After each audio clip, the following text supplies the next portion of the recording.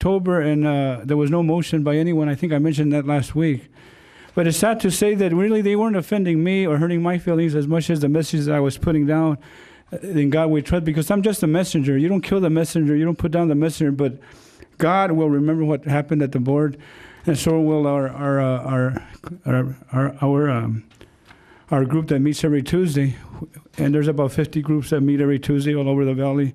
And all I wanted to say was that I wanted to thank the board for giving me the respect and courage to come forth and do this. And the second one, board members, Mr. Hanks and Stella, Mr. Member, Mr. Sanchez, and Mr. Abadi, is that the second one is being finished, and it probably won't be done until after the year because of the holidays and all that. But it is going to be the same size as that, and hopefully we can put that up at the Quinta soon after the beginning of the year. But again, I want to express my gratitude to the IID in general, and express from my family to yours a happy Christmas and happy New Year, and that hopefully next year will be better than this year, because I know last year you had to make some hard decisions to cut jobs. An article came out in the paper the Tuesday afterwards and said that cut 30 some odd jobs. But hopefully through attrition, people retiring and bumping rights, there won't be that many. The other thing was, and I'll just be another amendment, Mr. President, was that the second day on Wednesday came out that 30%, there's 30% employment in El Centro High, the highest in the nation. The Thursday came out that the El Centro School District was going to cut people too, and then Friday came out that the high school district was going to cut people too. So it's not a thing that just happened here; it's happening everywhere. But we do need people with foresight, with strength, with feelings, and I think we got a good group of people. Even sometimes all of you don't agree with each other. Always remember that you're here to help the public, and I'm going to thank you, and God bless all of you. Thank you.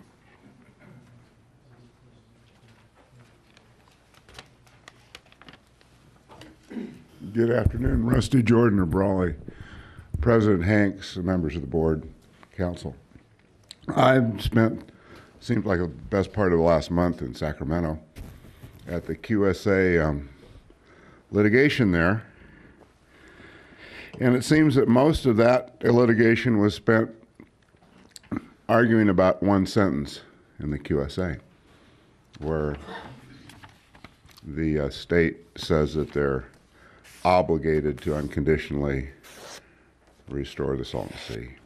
And I had a hard time with, excuse me, I got a little runny nose, with the IID's lockstep with the other irrigations districts.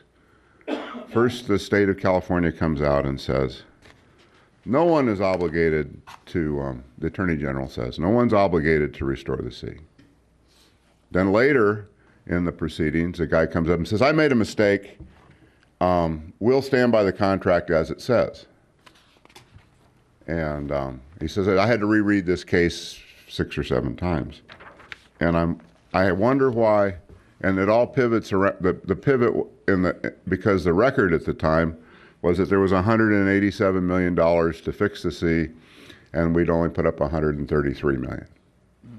And if you look at your agenda today, there's a 900-pound gorilla of $1.5 billion bringing water from Mexico being cheaper than the $9 billion preferred alternative of the state.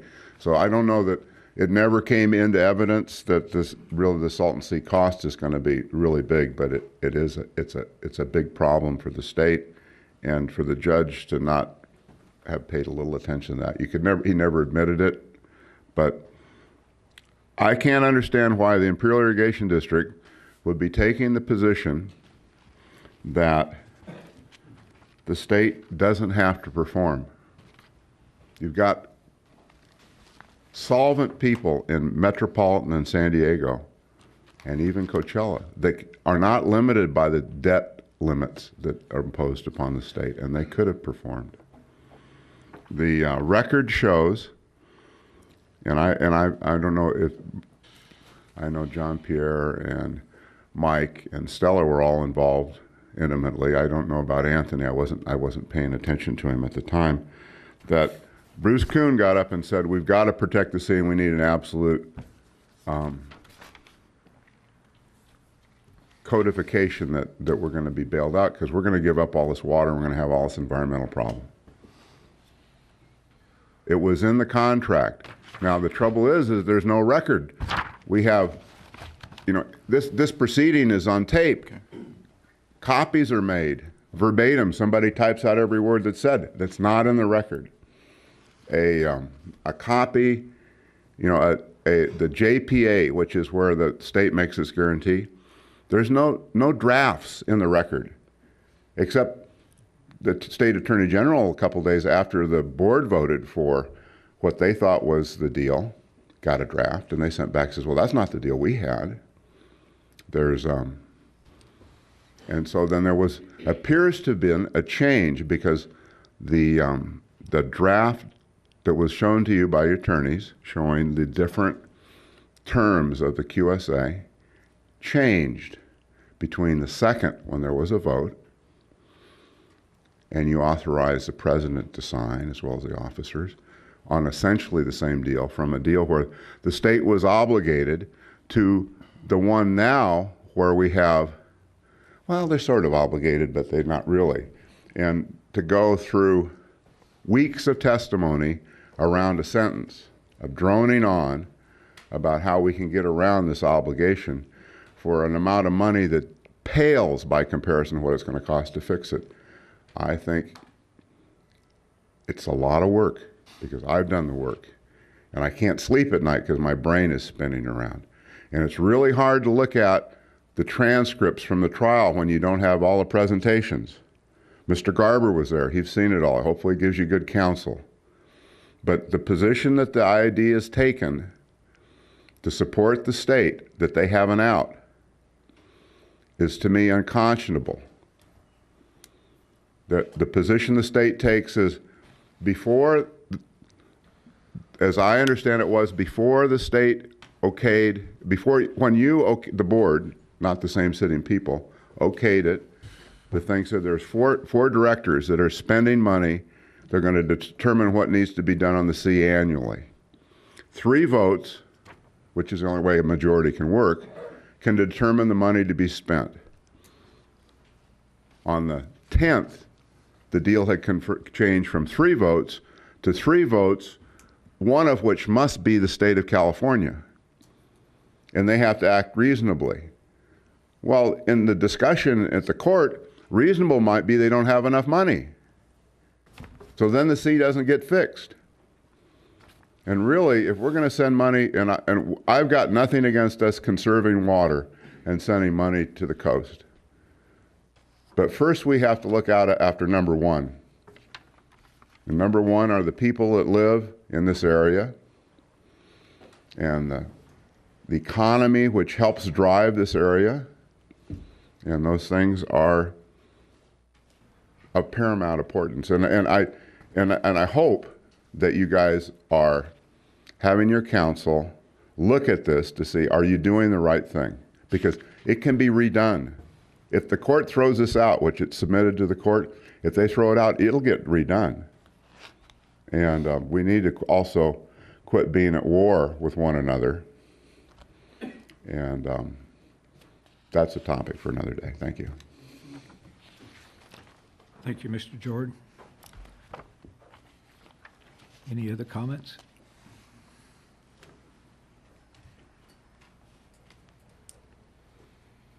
Good afternoon, Mr. President and Board.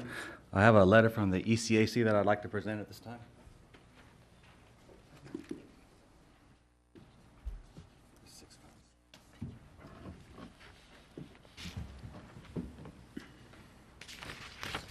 Thank you for the opportunity to speak. My name's Matt Desert. I'm a resident of El Centro. I'm also on the Energy Consumers Advisory Committee.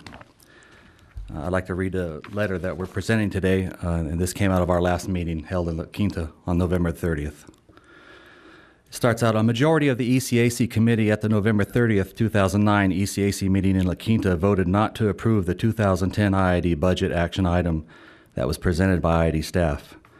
After this no vote and much discussion, the ECAC unanimously decided that an additional message needed to be sent to the IID board in regards to this 2010 IID budget item. other past IID presentations, actions, and how the IID board interfaces with the ECAC committee. The message that was unanimously agreed to by your ECAC committee is to come to the IID board in two forms. First one is a letter to the IID board and GM that is to be delivered in person on December 7th, today. And second, a future meeting or possible multiple meetings between two IID board members and two ECAC representatives. Outgoing ECAC Chair Brad Ramos and incoming ECAC Chair Matt Desert were asked to draft a letter reflective of the ECAC Committee's concerns and present it to the IID Board on December 7th. All of the ECAC Committee were in agreement over the need for this letter and its emphasis, which centered on transparency issues and problems at the IID. Outgoing ECAC Chair Brad Ramos and incoming ECAC Chair Matt Desert were also asked to be the ECAC representatives to meet with the two IID directors. Ideally, this meeting will result in a positive outcome over the concerns addressed in the letter of December 7th and benefit future interaction between the IID board and ECAC committee. It is our hope that the ECAC committee will provide better decisions and recommendations to the IID board while ECAC's perceived transparency problems and the actions, presentations, and information that is being given to the ECAC committee by IID staff, administrations, and consultants is cleared up. In regards to the no vote given by the ECAC committee for the 2010 IID budget item, the following is a synopsis of some of the specific actions, events, presentations, information, and confusing figures that have motivated the ECAC to send you this letter and ask for the one-on-one meetings. It was reported by IID staff to the ECAC on November 30th that the public benefits function last year overspent by $8 million or more, and that this type of overspending at public benefits could possibly have been going on for multiple years, although it was the first time it has been pointed out to the ECAC. Please keep in mind that the public benefits tracking is a key function of the ECAC. This amount of deficit spending, this large amount of deficit spending of a smaller IID power activity that has state mandates was very surprising, as the ECAC has always been told everything was satisfactory with public benefit spending. Also reported on November 30th was a powerful electrical equipment infrastructure replacement program presentation.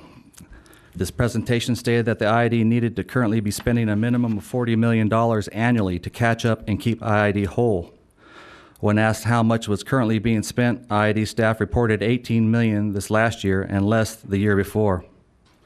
It was also reported that the IID had no separate fund or account set up to capture a portion of the base or ECA rate to address these huge replacement needs.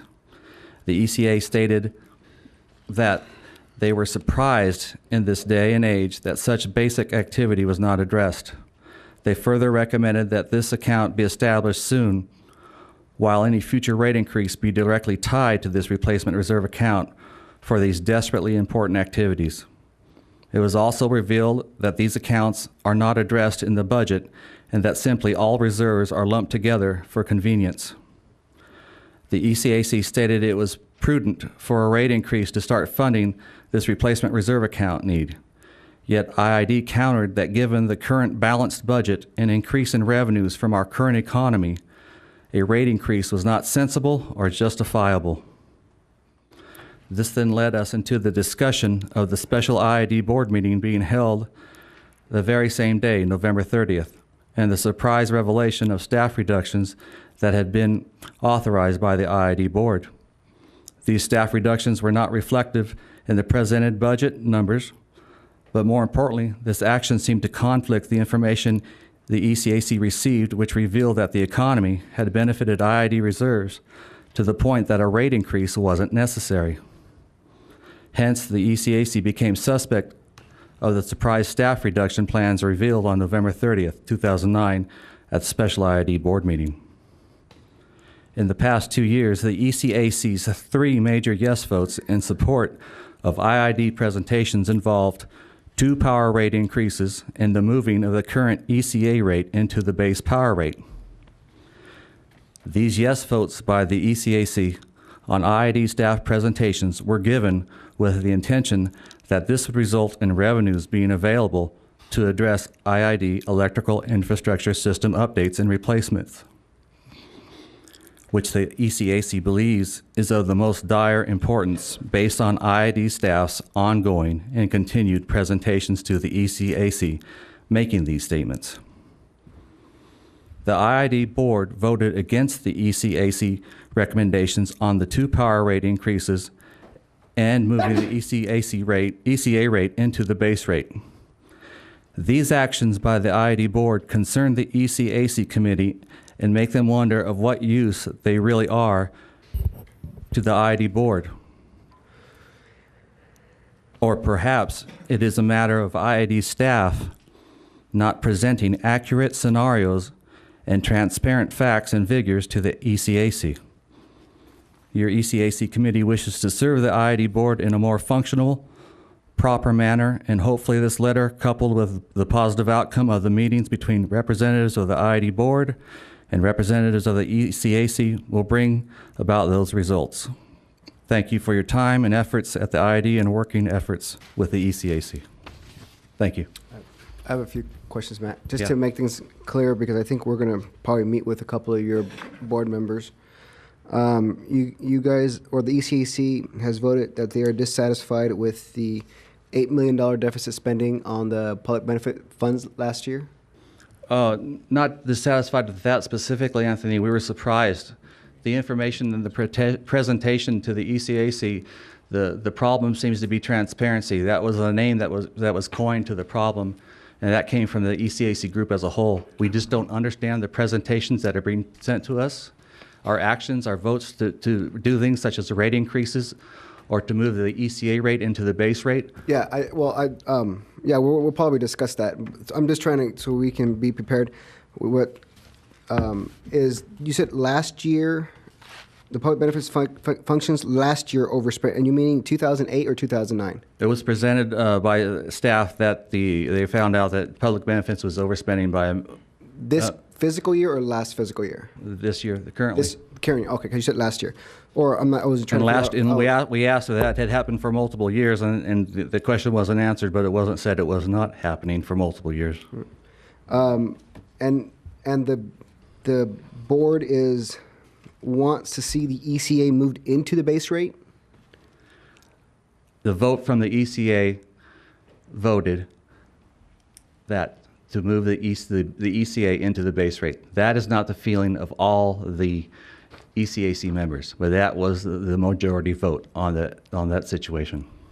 And the board believes staff reductions were due to not enough revenue?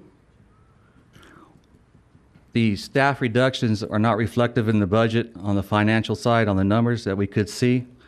Also, we were told that when we asked about perhaps doing a rate increase now to start funding the account to do the electrical equipment replacements, we were told it wasn't prudent to do a rate increase now because of the financial settings of the IID are beneficial due to the economy. Things are in good shape at the IID, so there's no reason to do a rate increase. Yeah, they're going ahead and going forward with staff reduction. That was going into my last one, was that the board was not satisfied that we didn't raise rates. And so there's four, the 8 million, the ECA into the base rate, and the board does not believe that, well, from what I understand, it was more of a reorganization, had nothing to do with revenue, as far as the action that the vote last week that we took on staff reductions. It was presented as a staff reduction. Right. Yeah, this is a public comment time. Right. Mr. Desert, I will make sure that the current board president and incoming board president makes arrangements through Gloria to meet with you and Mr. Ramos. Thank you. Thank you.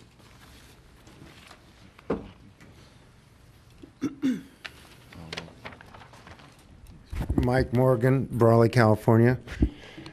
I understand the meeting was moved to today for purposes of an IID junket to Las Vegas. I'm proud of you. While Las Vegas suffers from public officials not joining that fun city, the IID can still manage a full budget and contingency to go there while the district has plenty of work at home. I'm proud of you for that. It seems consistent. I want a little clarity on what Rusty had said earlier. When this board, and Stella was on it, okayed the QSA, the JPA was merely an outline. That outline was put in form to protect the IID and the other water agencies above $133 million in liability. A couple months ago, I quoted Stella her quotes in the paper of that time that she voted against the QSA because she did not trust the state. Now, your lawyers have spent 4 weeks of telling the court the state has no obligation to this valley to restore and or mitigate the Salton Sea changes due to the water transfer. John Pierre said in the 2004 period that those lawyers that had put the QSA together had had their time. It's time for them to move on. You've kept them here, and they're still up there arguing against this valley. I hope you've got clarity on it, because what San Diego said 2 weeks ago is that it didn't matter about the state taking care of the sea. If the IID and San Diego County Water Authority wanted to do it, they could take care of the sea, and that they shouldn't stop the transfers even though no one was going to mitigate or restore the Salton Sea. So you've probably spent $500,000 up there in the last month protecting a bad deal that when they okayed it on the 2nd of October, felt there was a JPA agreement. Rusty erred slightly. It was the following Monday that a man who's now a judge, director of Fish and Game, Mr. Height, said there's no way we can afford a blank check. Through the rest of that week, I think the IID was in the dark, but David Osias said the other day, it's possible that in those 2 closed sessions that you had that following week, that you in fact discussed the fact that the state was not going to protect this valley against the water transfer. David said, though, he couldn't share those things with the court because they were privileged. So I hope you do some homework. If your board knew the following week after they agreed to do the QSA, if they knew that this valley had to shoulder the burdens of the mitigation and or restoration of the Salton Sea, then we can blame them. If they did not know, the burden falls on your shoulders because you are the people perpetrating the next move, which is Osias saying the state has no obligation to fix the sea. It'll be the landowners and people of Imperial who have to step up to protect the sea. Thank you.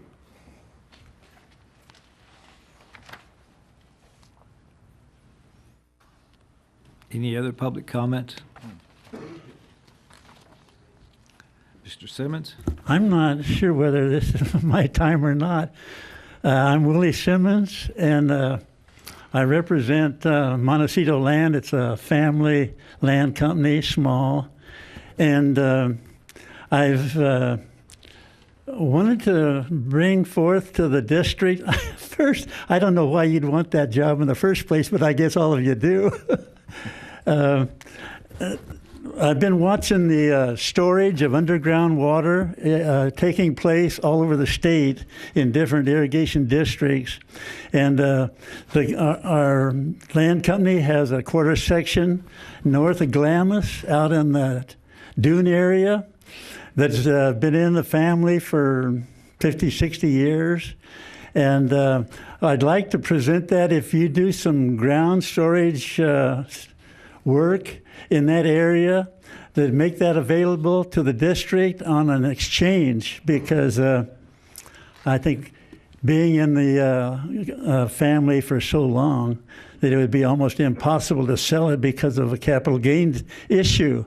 So as you perform and do your work with the underground storage, I think you've got a lot of work to do on it yet. I want you to keep that in mind. I put a deal on each one of your desks so that you can check and see the location. Incidentally, I hope I'm not taking too much time from anybody else, but at one time, about 10 years ago, the government came in and said, Mr. Simmons, we want you to join this parcel out there, the NNL. Oh, okay. What's an NNL? I don't even know what does anybody know what an NNL is? I found out it was I don't take too much of your time. It's a national landmark, natural national landmark. And we said, no, we don't want to be involved in that. So in about a year or two later, they kept on and kept on. And so I got a letter, and it said, you're in it whether you want it in there or not. But you got 90 days to get out. So I said, oh, in 90 days we got out, and it's no longer involved in that.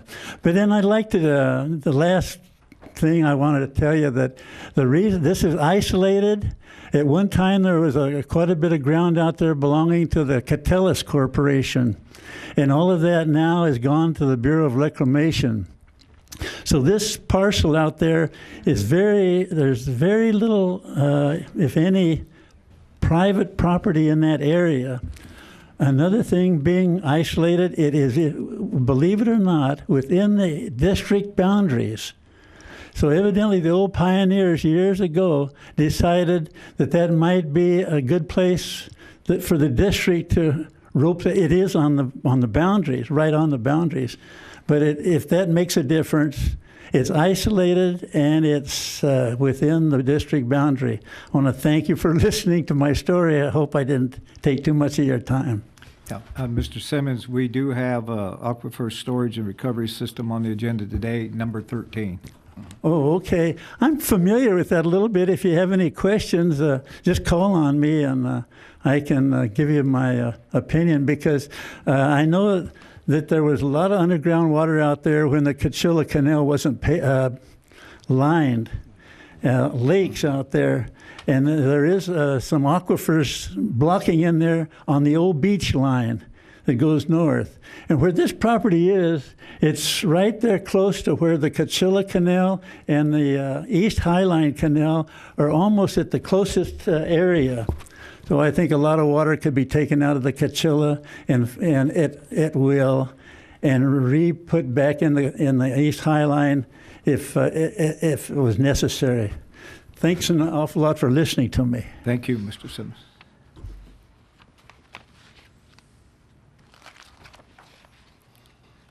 If no other comments, we'll move to board comments. Mr. Abadi, you want to go first?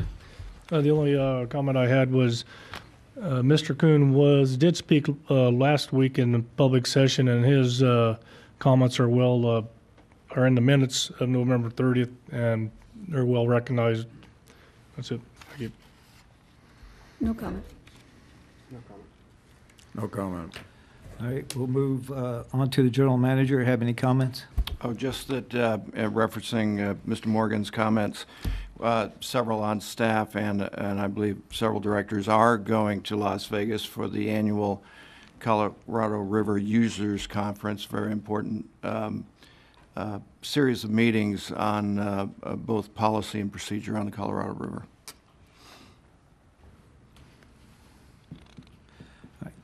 Any comments from legal? Yes, sir. I have attended much of the 11 days of trial spread out over the last month in Phase 1A of the QSA matter. The trials, the days that I haven't attended, I have reviewed the transcripts, and I must be going to a trial in an alternative universe, because in the trial that I'm attending, never has any attorney representing the district ever represented that the state need not fulfill its contractual obligations under the QSA JPA. And by the way, it has nothing to do with salt and sea restoration, because that's not a subject of the QSA JPA. That's a subject of statute. The issue in the QSA JPA is whether the state is obligated to pay for mitigation cost over a specific amount, and that's mitigation for various environmental impacts caused by the QSA. That was the state contractual promise. Never, and I've given copies of the full transcripts to the board, and if you can find something, I'll be amazed, because it didn't happen. Never has anybody representing the district ever said that the state need not fulfill its obligation. There has been an issue, and the issue was raised by the court. It was never raised by any of the parties opposing the QSA, as to whether some of that contractual language may run afoul of a constitutional provision with regard to state contracting and obligations. That's the issue that's been discussed. But to represent that IID is making statements that aren't true is particularly unfair. IID never made that representation in any of the briefs that were filed. Neither was the representation made at the hearing. There is no testimony at the hearing, by the way. It's not a trial in the conventional sense. The facts are set up in administrative record, which was agreed to by the parties and established long before the trial started. What's going on is the attorneys argue the law with regard to those facts. There's no testimony. There are no factual representations. So I don't know what the basis of this misunderstanding is, but the transcripts speak for themselves. The board has the entire transcripts. All right. We'll move on to the informational part of the agenda. Item number 1, water. Mr. King. Mr. King.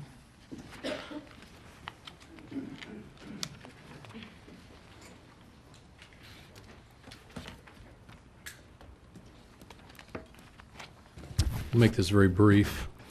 A little information on the water cards. We'll be sending out letters to all the landowners in the valley. And if you're about the need to get the water cards in and when the water cards, the last date to have those in and the consequences for not sending those in. Also on the back table is the IID Ditch Bank, and there's an article that's in there this week about the issue on those water cards. So I'll just kind of leave it at that to go with there. And if you got any questions, I'll be glad to answer that. Also, just real quickly on a couple of things this week, I'll be attending technical meeting and IOPP meetings, the inadvertent overrun payback policy meetings on Tuesday, the CRB meeting on Wednesday, and a Basin Stage Principals meeting on Friday. And those will all be held in Las Vegas in conjunction with the Colorado River Water Users Association meetings. And that's all I have to report. Okay. Any questions for Mr. King? Thank you. All right, we'll move to item 4, MWA covering a precision drain cleaning best management practice plan.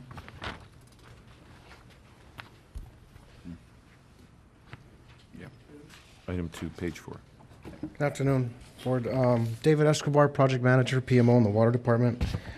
Last year, through our RPM unit, we had applied for a grant to the State Water Resources Control Board for a grant totaling $900,000 to reduce the pollutants in the drain water and also help out with the TMDLs. And I have a letter here from the State Water Resources Control Board approving Prop 50 for $726,000 and also from Prop 84 for $173,222, which totals the $900,000. Water Department had budgeted $500,000 in matching funds for this acquisition of GPS equipment that we'll be installing on our excavators to help with the cleaning of our drains and the maintenance of them. To date, we haven't received the funds from the state, but we're looking at the first quarter, maybe second quarter of next year due to the lack of funds through the state of California. As part of this grant, we were going to acquire some, it's called a VRS network, which is a virtual reference station that we'd be setting up around the county to work with the GPS excavators and some of the other systems that we have here. And in order for us not to lose that $500,000 of funding this year, the Water Department selected to go ahead and move forward with this acquisition with the $500,000 that we had in matching funds to receive the rest of this monies from the state once they get through selling their bonds, once they're back on track. Any questions? And this will come back on the 22nd. Okay. Good. Thank you. All right, thank you. Thank you, Mr. Escobar.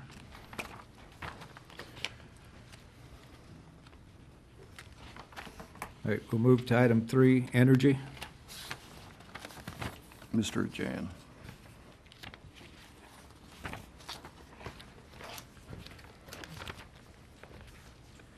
I did just want to make one comment on the issue about, as Matt Desert commented on the concerns of the ECAC on our capital replacement program. Just to clarify that a little bit is we are in the middle, as you know, we are in the middle of a asset management study, taking a look at our infrastructure to determine what needs to be replaced and on what cycle. As you know, that's one of our objectives in our strategic plan.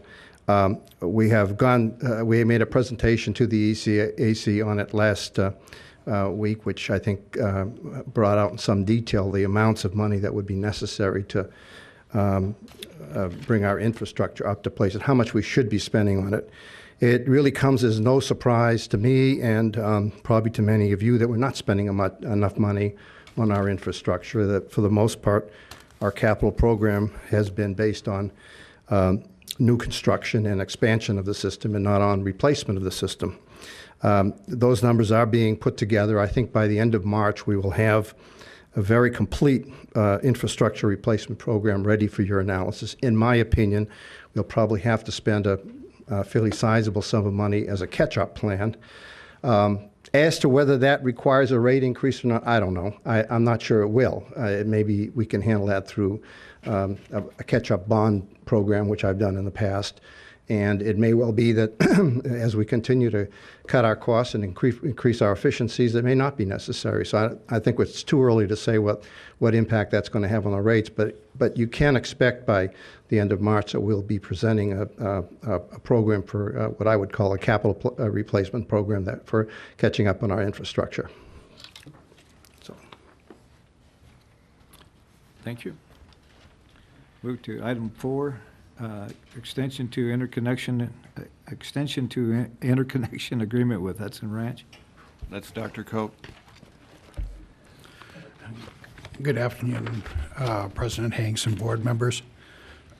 As an informational item, which we would like to bring back to you at the next board meeting, Hudson Ranch has requested a 90-day extension of the requirements for the existing contract that requires them to issue a notice to proceed to the district to develop the generator interconnection for Hudson Ranch. This is a relatively straightforward issue insofar as Hudson Ranch is concerned. It has some other implications with regards to transmission, getting the power out with Salt River Project. But the board, staff is willing to recommend that we give this 90-day extension to Hudson Ranch. And Dr. Cloak, it'll be a one-time only extension, correct? That's what this says here. We are recommending a one-time extension. I don't know what would happen if they're unable to complete their financing during this 90-day extension. Okay.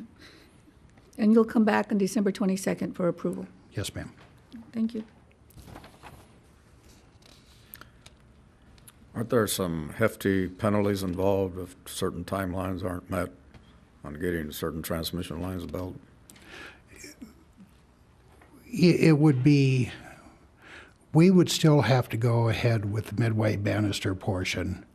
What happens with respect to Hudson Ranch and Char, essentially they would lose all rights, and Salt River Project, which is going to actually take the power and which is going to be the one that enters into the transmission agreement with us,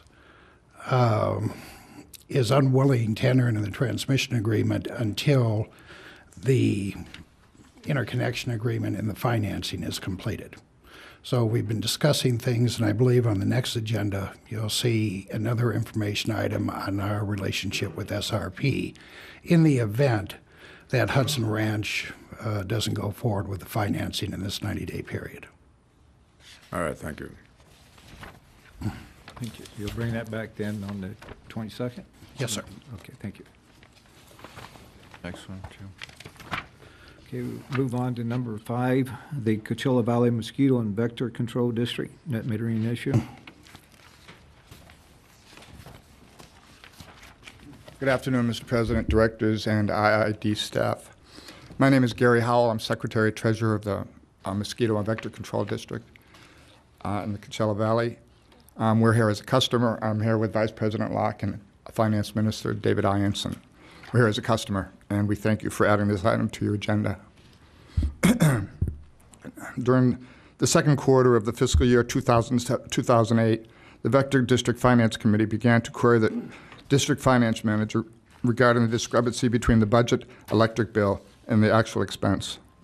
During the next several months, the Vector Finance Committee continued to press our Finance Department for details on the budget versus actual discrepancies. On March 18th, 2008, Veronica Montoya from the Vector Control District spoke with IID Representative Gracie, and I don't have her last name, and asked for an explanation. This was March 2008.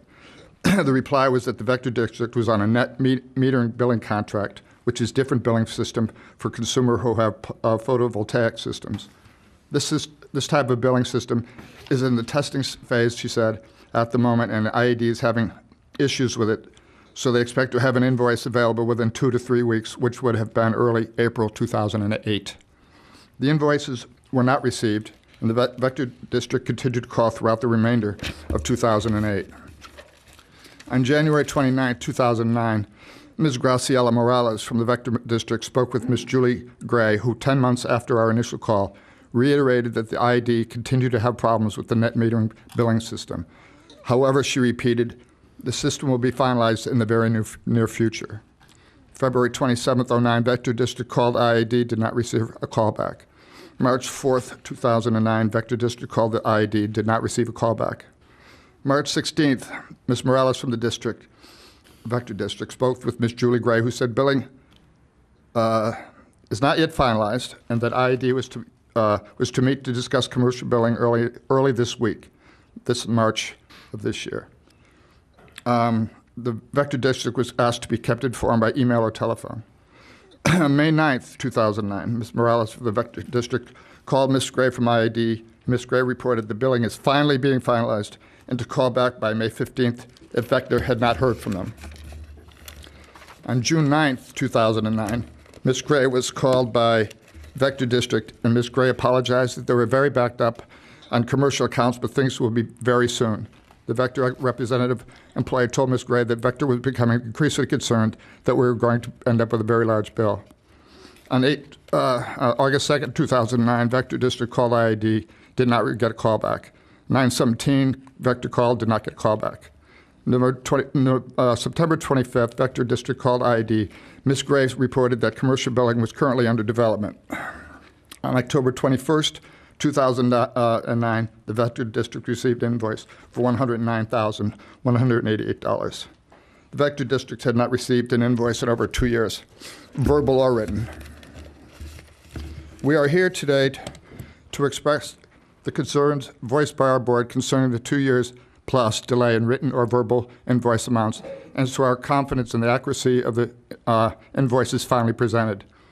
Although the amount now due does not add additional interest, the lack of accurate financial information to the Vector Districts has negatively impacted our budget process and targets for the past 3 fiscal years. The Vector Control Board of Trustees respectfully request that a subcommittee of the IID Board be comprised to determine the cause of the breakdown and seek their own assurances that the necessary systems are in place to remedy past events and ensure they cannot occur in the future. I thank you for your time. Mr. Brady, yes, sir. I think it's probably time for you to get involved in this with maybe a couple of directors like we did in a previous matter. Okay, well, if you would, I'd like Dave to go through. I'm sorry, Mr. Cope. Go ahead. Mr. Cope was behind him, ready to give his rebuttal, so to say. No, not a rebuttal, but just. It's not a rebuttal. It's an acceptance that between August 2007 and October 2009, IID did not prepare any bills for the control district, and for all intents and purposes, we did not bill any of our net metering customers during that time period. There was a problem, and still is a problem, in the SAP ability to do net metering. When we found out about this, Mr. Jane and myself assigned additional staff over to the energy efficiency group to bring the billing up to date, but it's being done by hand.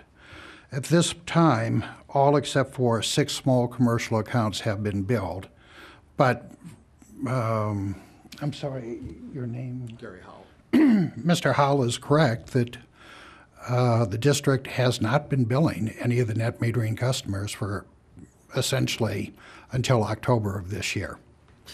And I put on the memo that most of the software has been updated to accept net metering accounts, and future invoices will be going out in a timely manner, only to the extent that we keep doing it by hand in a timely manner. The billing software has not been totally updated to do net metering accounts at this point. I have a question, Yes, sir, Dr. ma'am. Close, of Mr. Campbell. When we approve those billions of dollars for the upgrade in SAP, does that include this particular program? The upgrade itself is a technical upgrade, so it changes the fundamental base of the system. This is a piece of functionality, and if the board will remember, a lot of the functionality that had been identified was not included in the upgrade. But again, these are configuration items, and it is on the list of things to be looked at, but it is technically not part of the upgrade itself. That a yes or a no? No. It is not a part of the upgrade. So can your department, since you had IT, can you work on this functionality and make it work? As Or- Mr. Koch has identified, there is a team in place designing what the billing should look like. Once the design is complete, then we can make the configuration changes. But until there is a design, we certainly can't make, computers only do what computers are told to do. And if we haven't told it to do something, it isn't going to do it. The net result is we're going to continue doing the billing by hand. Our system does not account for the fact that often a customer will generate more energy during any particular month than they actually use, and at the end of the annual billing cycle, you have to true up whatever the difference is. Our system apparently does not do this, and our people were doing it by hand. We're actually not doing it by hand until Mr. Jane and I found out about it.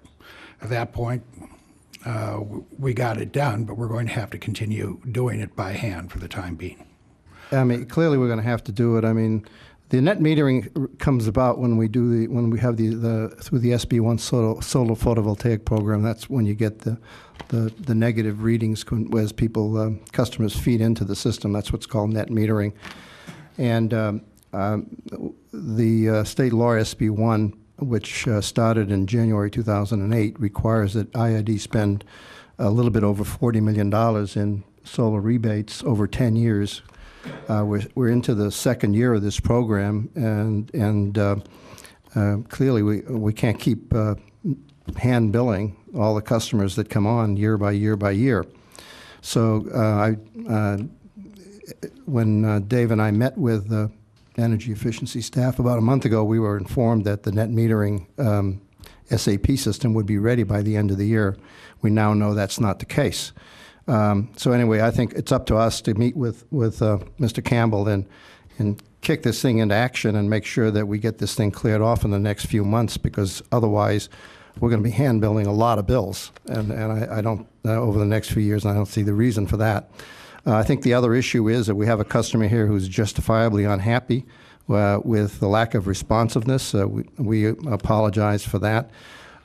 We can't forgive the bill. We don't have the right to do that. However, I think we should work with the customer in spreading those payments out over a period of time under which would make it, I think, more acceptable, if that would be okay. We're not with you. looking for, we'll pay the bill. Yeah, we'd be happy. We'll talk about the terms and all that, but we're more Yeah. concerned. And sir, may I make a recommendation? Sure. Next time you call the IID and they don't call you back, you call Dr. Brady directly. I'll give you his direct number. I'll give you his cell number. You call him and Everybody he'll has make my sure cell someone number. gets back to you. We do try to go through channels, and we respect you putting us on the agenda today. And I commend you for trying to go to the channels. But when you don't get calls back, then you call the man. Okay, another point I'd like to make, we would have been perfectly happy with handbills. We didn't get a handbill for over 2 years, 26 months. It's unacceptable. And we need the board to know that you need to get involved. We request that you get involved personally, the board, to see, because if we're $120,000, how much more money are you out? And why doesn't your audit catch it? I don't want too much, but I understand. thank you for your time. Thank you. Mr. Jan, the monies from SB1 that were required, the 40 million, are those just for projects, or can some of those funds be used to upgrade the software? No, that money has to be strictly for rebates, and it cannot be used for that. However, we should find another source of funds for the upgrades as necessary to do this, and we'll take a look at other parts of the budget and move some money around as necessary to get this done. So you'll be working with Mr. Campbell? Absolutely, and I think the customers has every right to be upset and concerned, and I can assure him that the board is definitely hands-on, so I wouldn't worry about them not being hands-on, that they do get involved. So we'd be happy to move forward with that. I'm sorry there was a mixed message given to you, or no message given to you throughout this period of time. Mr. Koch, on the other large customer accounts, do we need to meet with them? Was there similar? No, sir. Of all the other large accounts, and I have a list of them here, I hope, all of them have been billed, all of them, save one, have paid. I'm sorry, all except for two. The Mosquito Control District has been billed, has paid its current amount for October. The City of Indio Teen Center is $124,791. There's no payment to date. The district is attempting to contact the City of Indio. The City of Indio Water Authority has not been billed for 11 months. Total charge billed of $12,540, no payment to date. The Calipatra Unified School District has not been billed in a year, $108,954. Good luck. Yes, sir. They'll make payments. The Holtville Union High School has not been billed in 12 months, $72,958. And the Schaffner Dairy has not been billed in 12 months, $39,798. They've agreed to an 18-month installment plan. So we're attempting to contact these larger customers, but the amount that has not been billed ranges somewhere between $550,000 to $650,000. There really isn't any good reason why they weren't hand-billed. I mean, I understand the issue on the SAP system, that we're not technically ready to make that transition. We will be. However, during this last 2 years, there's no good reason why they weren't hand-billed, and that's a concern that both Mr. Koch and I have. And in fact, when we found out about it a few weeks ago, we immediately put more staffing resources into that. That's why they got bills, and that's why they're showing up here today. I'm not sure what would have happened if we hadn't done that. Maybe in another 2 years before they would have showed up and said we haven't gotten a bill in 4 years. I wish all customers were as fantastic about you about wanting to pay your bill. Most of the ones that didn't get a bill didn't complain. Have not contacted us. But clearly, when you look at what went wrong in this scenario, it's hard to think of anything we did right. So I think we definitely got the message, and I'm certainly putting the resources into play. I heard there was a high school that was on the list. Was there some reason I wasn't informed it was Calipatria? No, sir. Oh, okay. I mean, it wasn't during my tenure. I'm not going to be responsible to pay that bill, am I? You can dock his pay. Get it from his pay. I understand, sir. No, I did not. Mr. Koch, the teen center will probably send you some teenagers as collateral. You're welcome to keep them for me, sir. Will you keep the board? This is not a rebuttal. This is a mea culpa. No, and I understand that, and you handle it very professionally. And would you keep the board informed, please, as we go forward on a quarterly basis, see how we're doing? Yes, ma'am. Thank you. I could see where some of these agencies may have a real hard time getting caught up on these bills. Mm-hmm. We're willing to work with them on a payment plan. Okay, thank you. Appreciate it. Thank you so much for coming forward.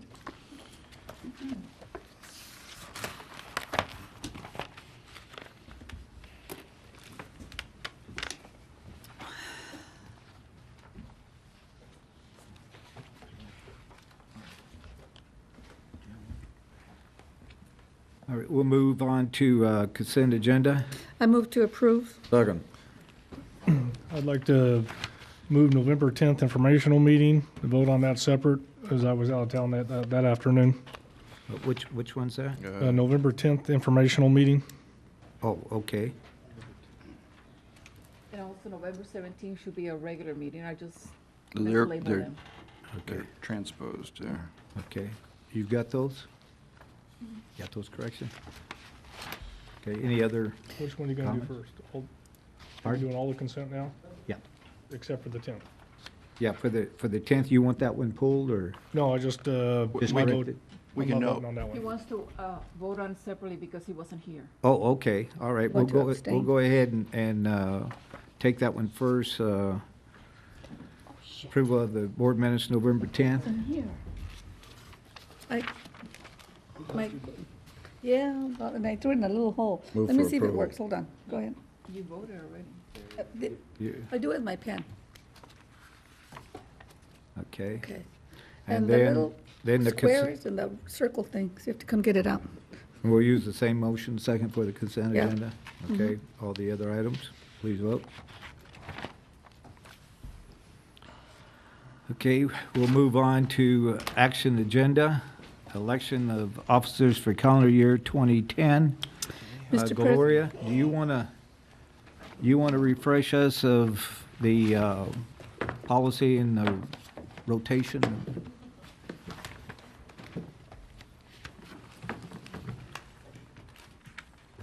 You want to give us a update on the rotation? I think that's your responsibility to keep that rotation in order for us. Mine? All of us. I wasn't prepared to do that. Well, I'd like Because to, there's been some changes. Oh. I'd like to nominate Anthony Sanchez for president for the year 2010. I'll second that. Okay, and that's my understanding of the rotation. Okay. All right. Are you going to make a vice president, or we're going to do it separate? Separately. Okay. All right, please vote. I also would like to nominate Michael Abadi as vice president for year 2010. Second it. All right, please vote. And secretary, Vote Gloria Rivera for secretary for Second. 2010. Second. please vote.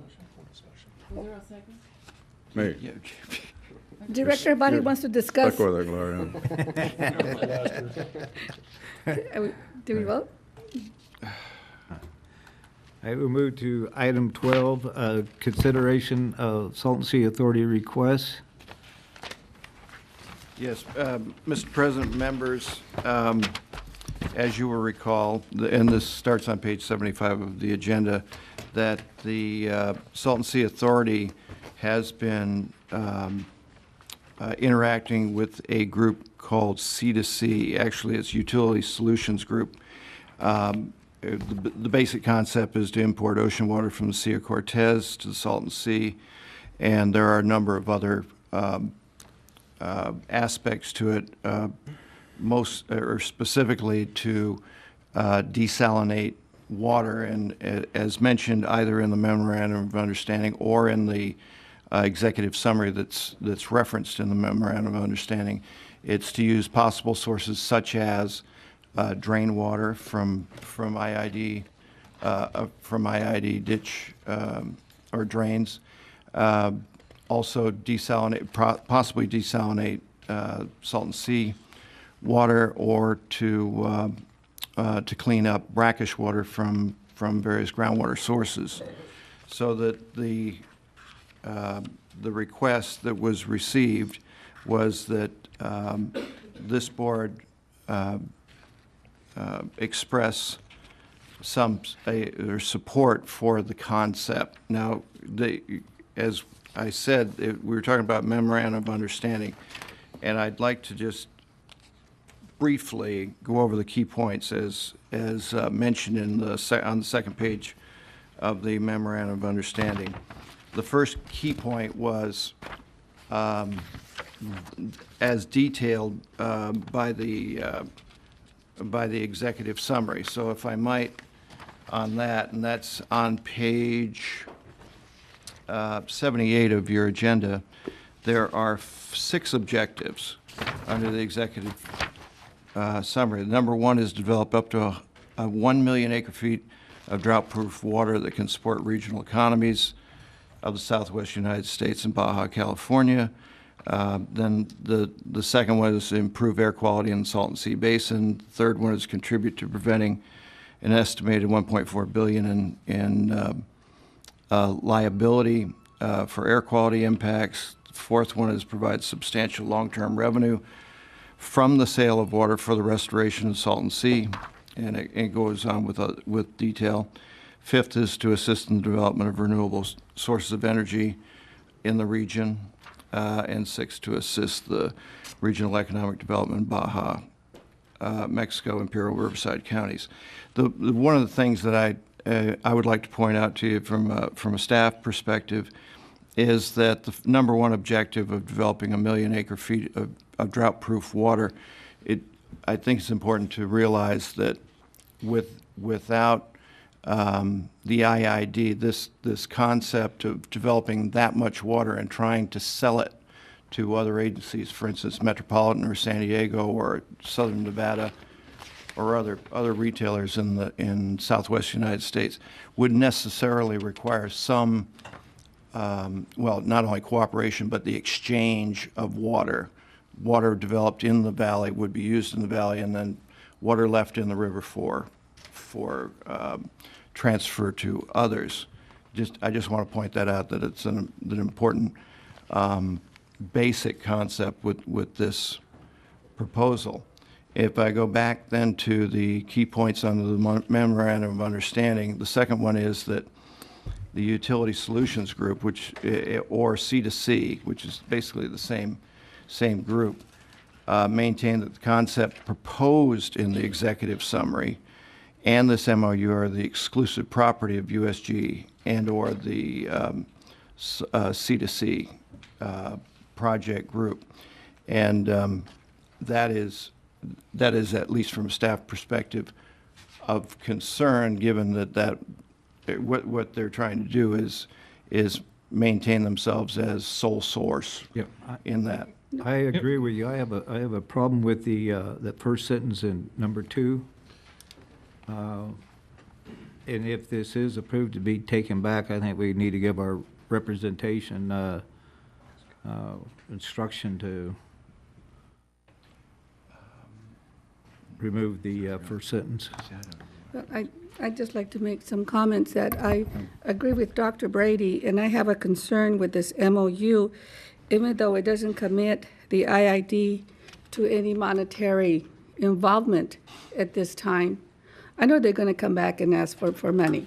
And I see this MOU as a slippery slope where we start and then we get involved, and then we're going to have to pony up some money, quite a bit of money, when you look at the whole concept. And I just don't feel comfortable with it. I actually don't think it's going to become a reality. It's just too complex.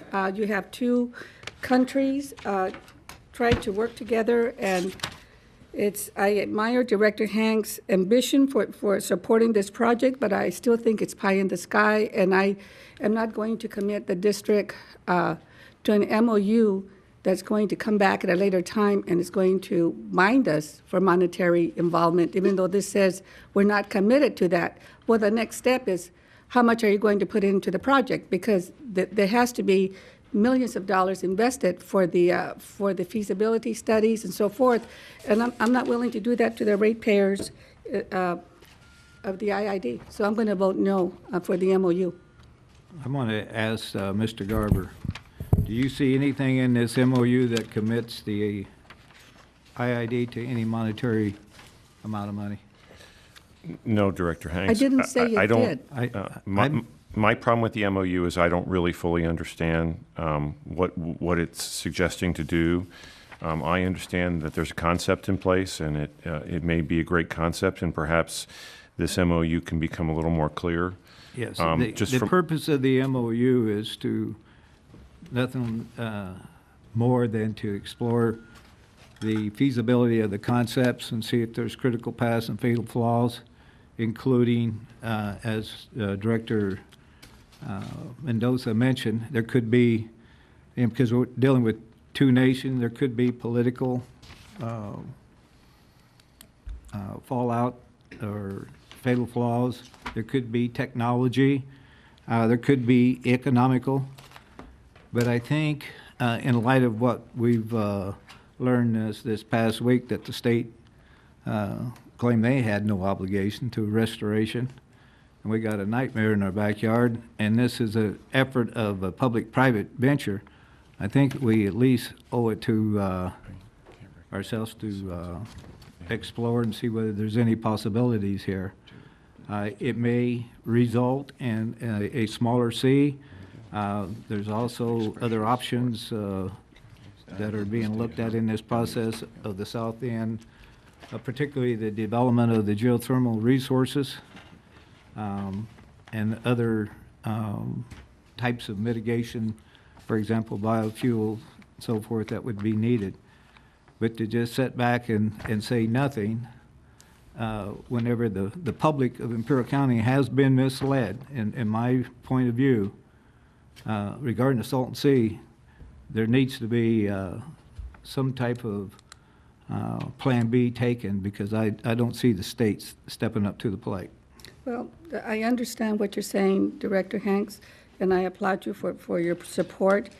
But I see this C2C as a massive water transfer from the Gulf of Mexico to the United States, and I see the C2C development team being the owner of that water transfer, and I just, as I said once before, I would not support any other water transfer.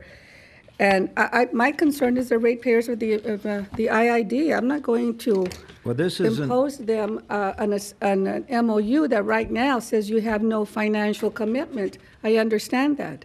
But then you start the slippery slope if we approve this and it comes back. This is nothing more than to see if there is any feasibility. It would have to come back to a board for a vote before it moves any further. And where are they going to get the money for the feasibility studies? How much are they would have? Well, that's part of it. That's where the private part comes in, and the pursuit of someone other than IID and the ratepayers of Imperial County. Well, If this moves forward, with those that would benefit from the creation of that water would have to pay the bills on it. And I don't see that as being the IID. I see this, if this comes to fruition, there would be a tremendous opportunity for the Imperial County, including the development of probably 6 geothermal plants to provide the energy for it. Not to say anything less of the economic engine that could be developed there. And I'll leave it at that.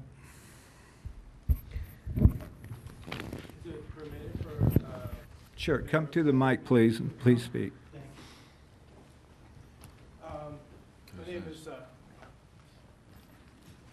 My name is Tom Sefton. I'm not involved with the group making the presentation. However, we are working on an enabling technology to turn Salton seawater into pure distilled drinking quality water. Have been doing so for several years at Cal Energy Unit 1 and 2 with funding from Bureau of Reclamation and the California Department of Water Resources.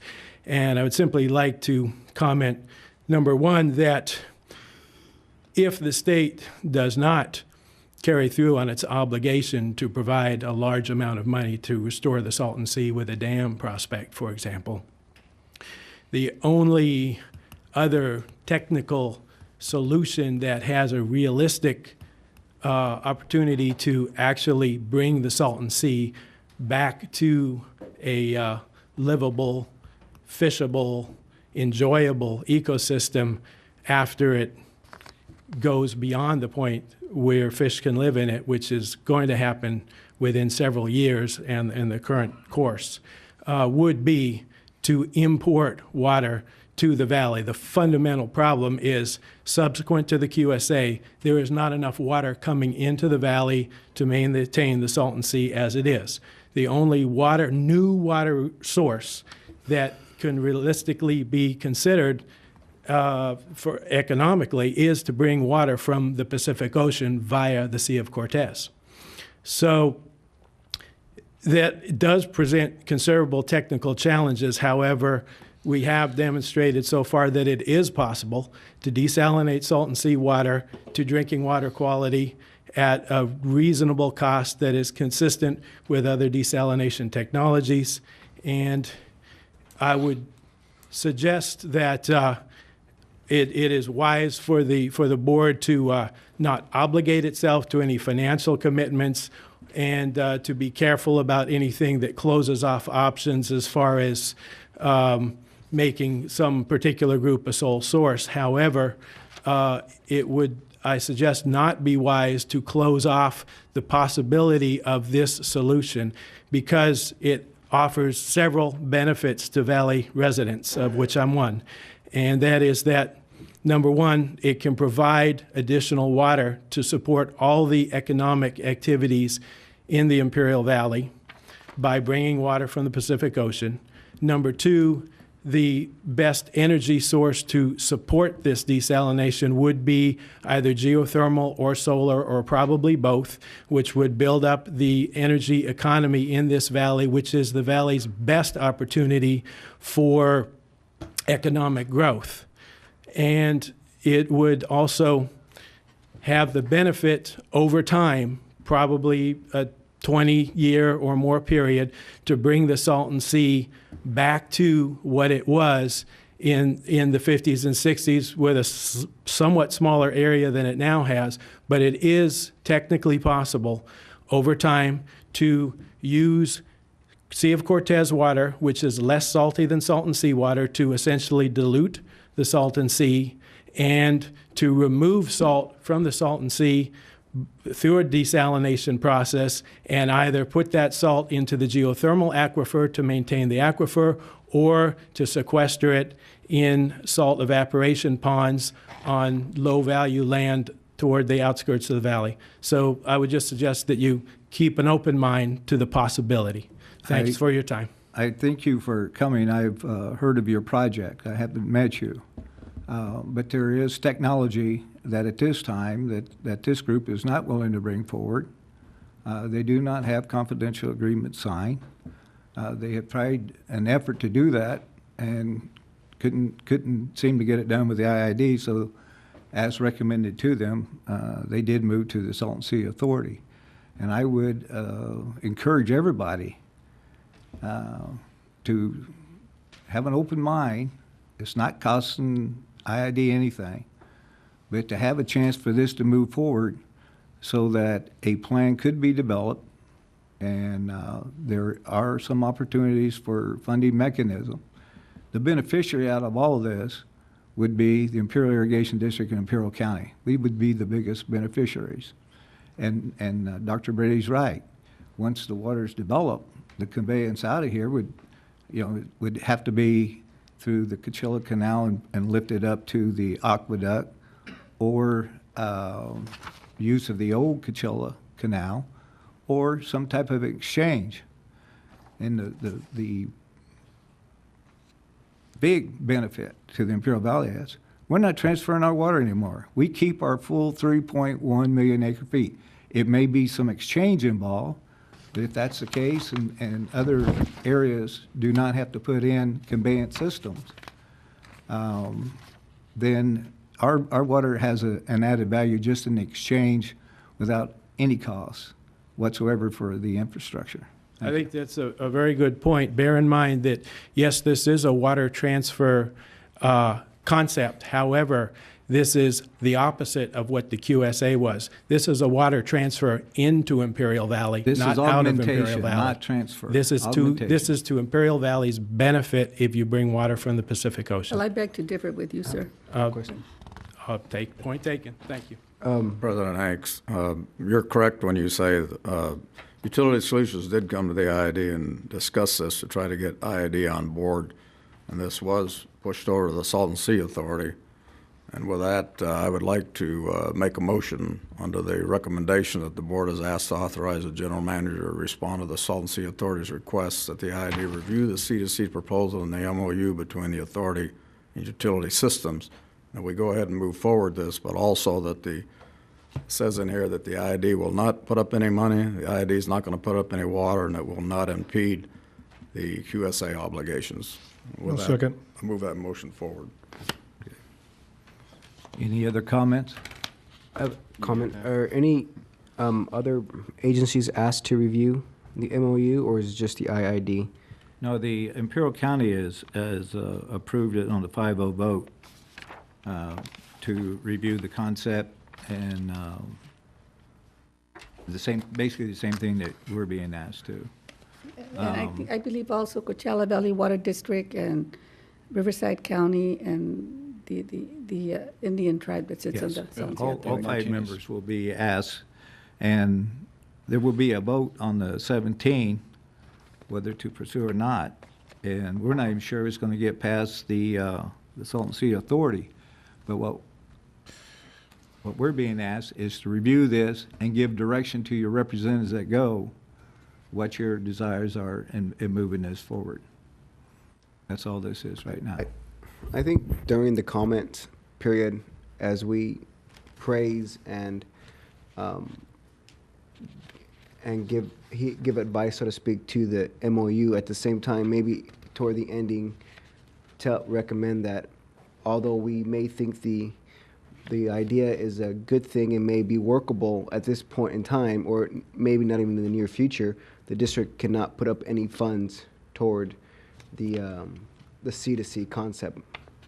Yeah, I believe that was pretty close to Mr. Menville's. I think as the concept develops, I mean, there's no commitment right now.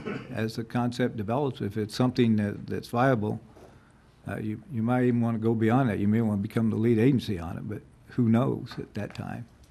But this is just to look at it, and there may be fatal flaws in this process, and it goes away like the 9 projects reviewed by the state and the smoke and mirror dog and pony show that was shown all around Imperial Valley, leading people to believe that there was a plan in the makes and a solution. All right, please vote.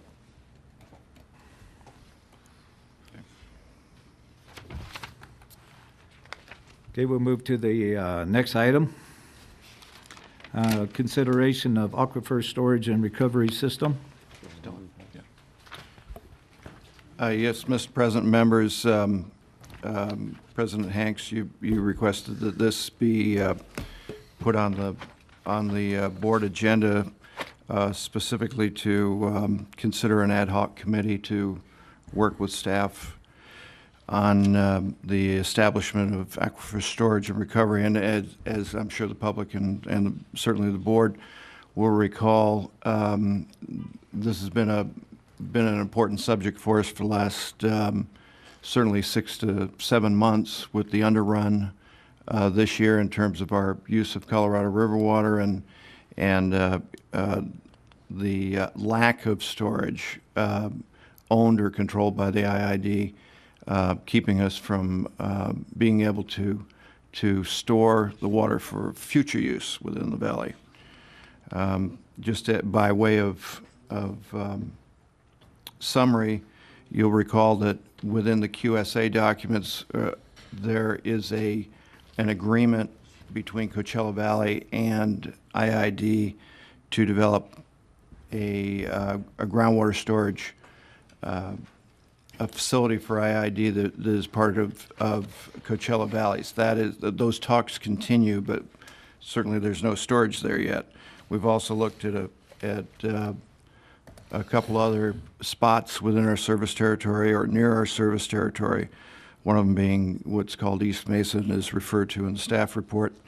We are also in preliminary discussions on possible storage that is not within our service territory, actually not even within the state. But Mr. Hanks? Yeah, I would,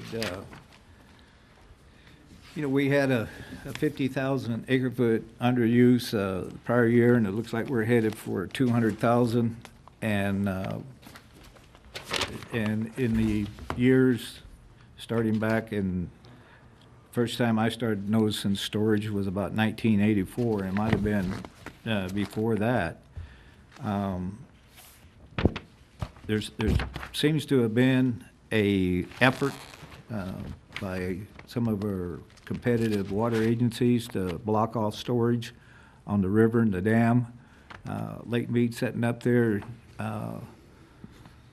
starting to look like the Grand Canyon.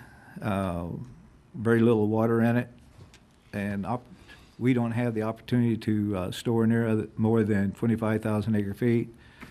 In the meantime, this year we're sending 200,000 acre feet free gratis to Met and possibly Coachella. It's time for us to maximize the assets that belongs to the Imperial Irrigation District. It creates a lot of problems because we don't have storage on issues of any surplus or excess water. It hampers our people at the bargaining table. Likewise, and I may be wrong in this, but the way I currently understand our pricing index with the San Diego transfer, it's based on a formula with Met's pricing. And whenever we're sending them 200,000 acre feet, their water rates stay low, and we're getting a double hit on the backside with the rate structure of our compensation back from San Diego. And to me, it just doesn't make any sense. I can't sit here another year and not move forward. So I've asked that an ad hoc committee made up of the board meet with the general manager, and we start looking at what our possibilities are, strategize, bring it back to the board, and let's get this moving forward.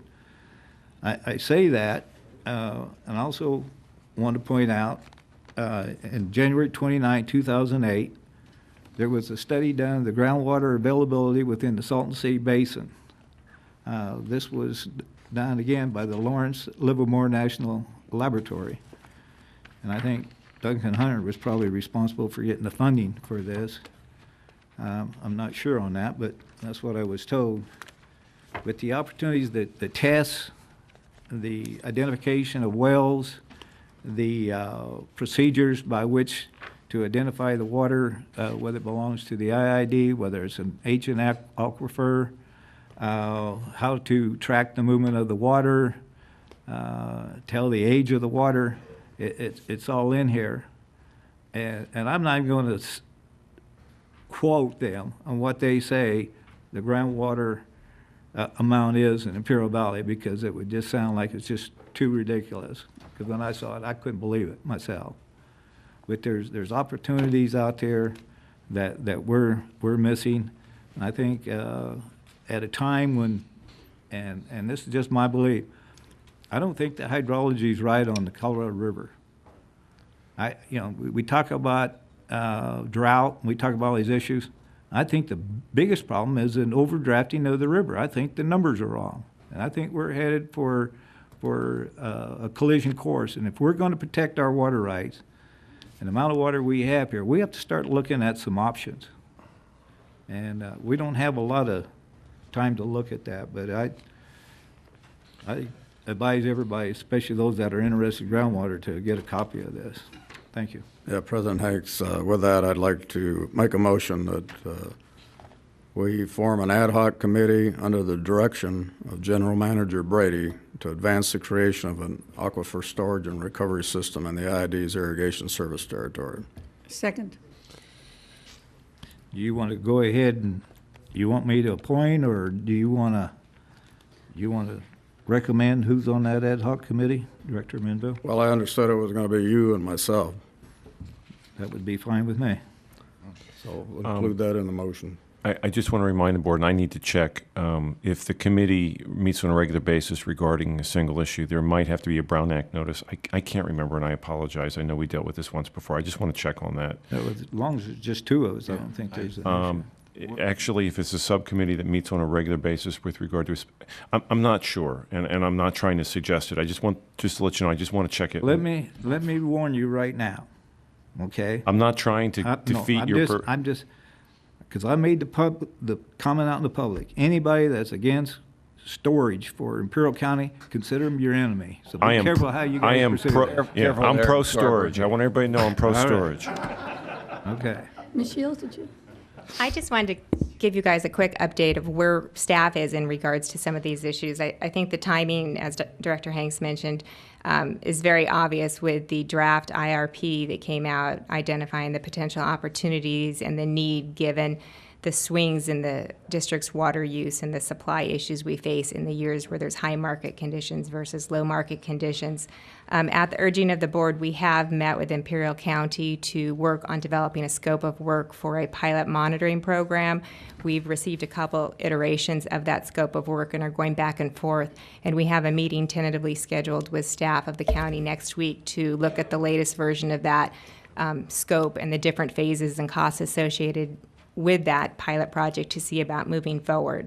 Additionally, we have had communications with Coachella regarding the status of their groundwater and some other potential groundwater opportunities.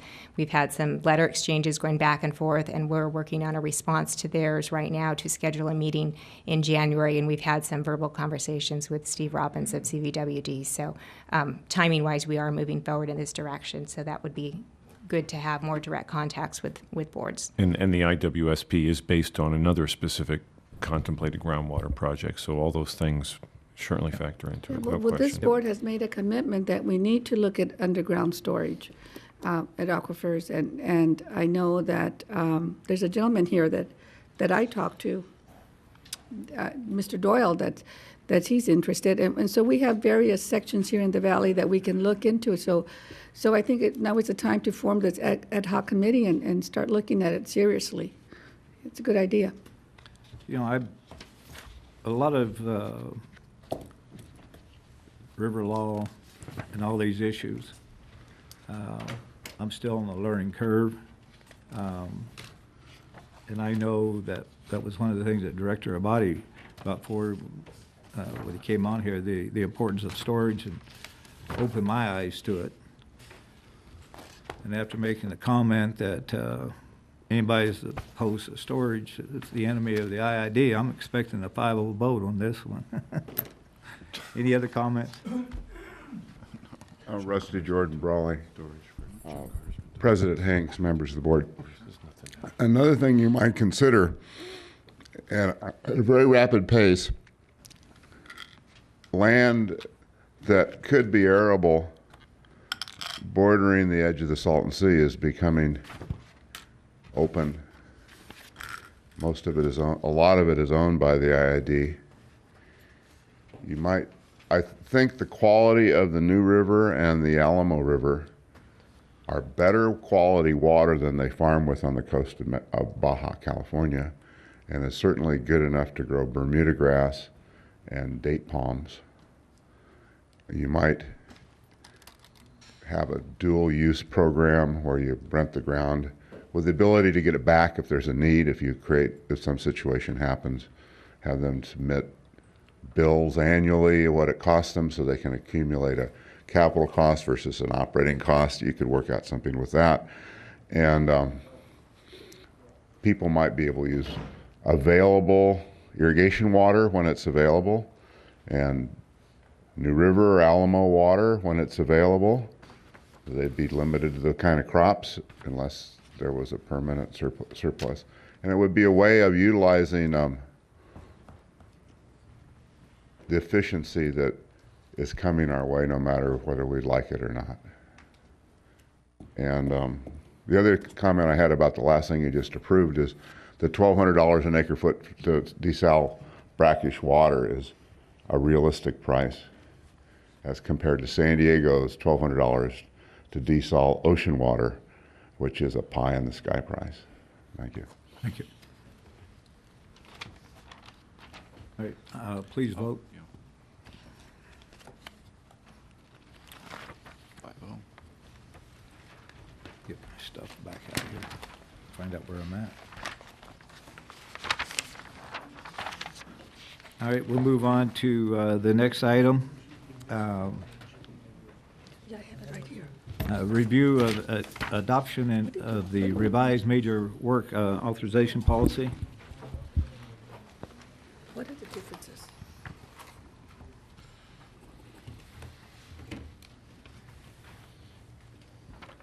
Go ahead, Greg.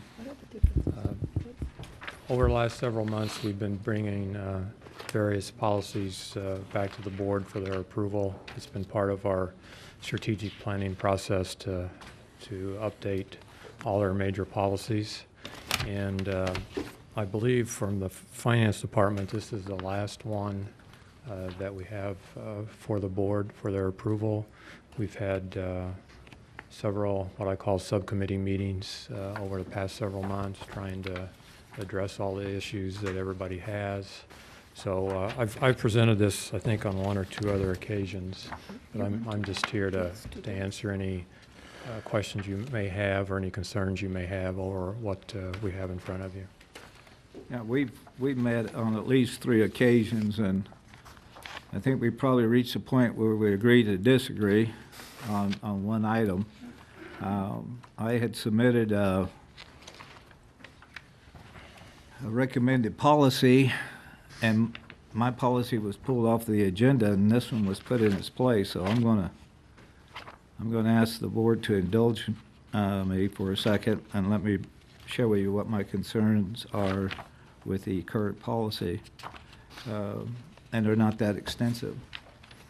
If you would look at item 3, roles and responsibilities, that would be on page 90.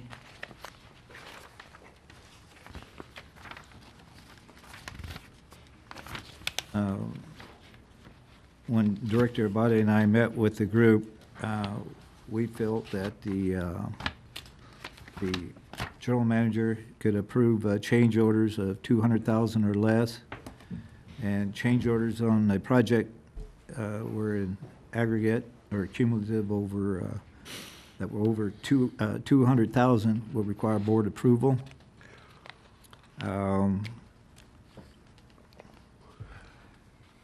There was some discussion about the service agreements, whether they should be inside the MWA or outside, but that wasn't really a deal breaker on this proposal.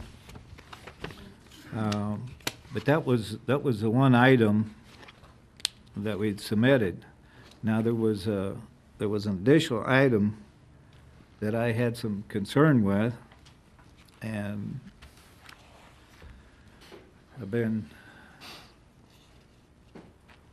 looking at the MWA. We wanted to make it so that the controls were in place, but not impede the progress on the projects. And originally on 5C, I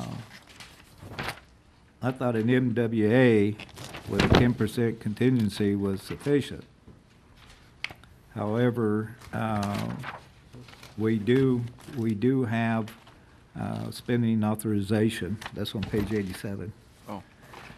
We do have spending authorization, and I have been advised by different segments of the IID that could possibly impede. My only question would be, we have been given recommendations by the internal auditors, and it's been ongoing for a number of years to develop a MWA that set limits. So unless someone else objects to C, I would just say go ahead with leave it as presented in this one. But I definitely, on the other one, I think on change orders, if change orders exceed 200,000 on a project, there's... What number's change orders under?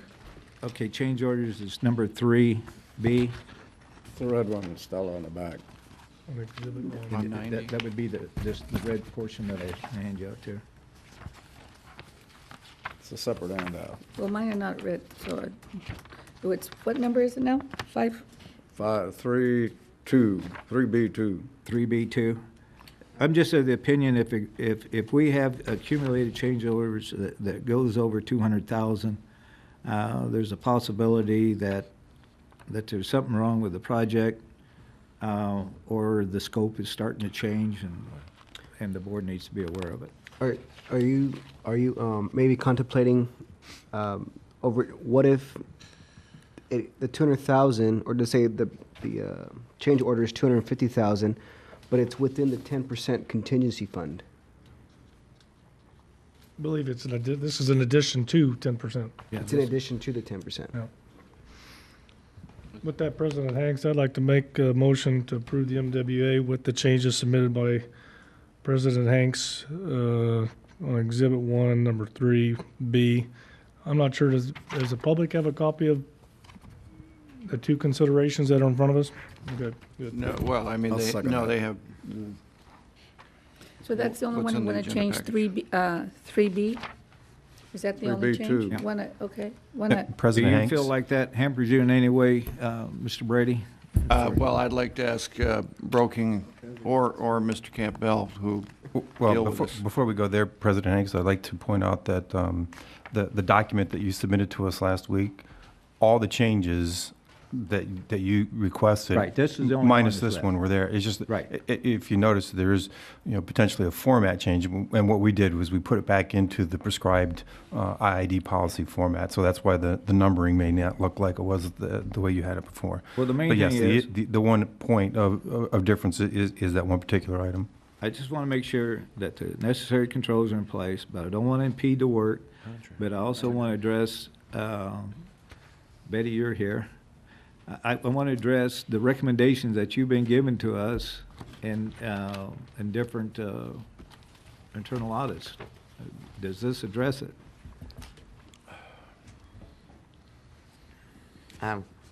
Thank you for letting me speak with Director Director Hanks, I'm sorry. The recommendation that internal audit made, it was always referring to the fact that we did not have a policy that clearly defined when an MWA comes back to the board for an amendment. And we always recommend, and our recommendation said, establish either or a percentage or a dollar amount. Looking back on the dollar amount, the only problem we see if we have an MWA that, let's say, it's $400,000, and it came into the board for approval. And if in this particular item we're talking about 3B2, it says approves change orders of $200,000 or less. So if we have a $400,000 and we have a change order for $190,000, that's going to make that particular project to $590,000, almost $600,000. That would be almost a 50% overrun. So rather than having a $200,000 on 3B2 change orders, we would like to see, rather than 200,000, we'd like to see a percentage. That would be acceptable to management and the board, of course. I would like to point out on Section 5F, I think the recommendation that staff was making is slightly more restrictive than what the auditors are recommending, because in the proposal or the draft that we had put together was that any board-approved project must be brought back to the board as soon as learned that the project anticipates to exceed the approved MWA amount, which would be $1 versus any particular percentage. Then I said... That would be on page 87. That would be 5F. And then I said,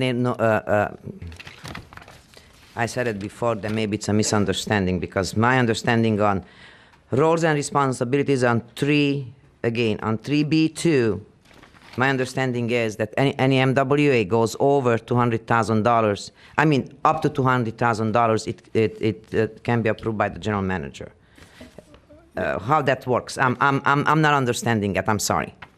And Greg, please help me with this, because I want to make sure that we're getting this right.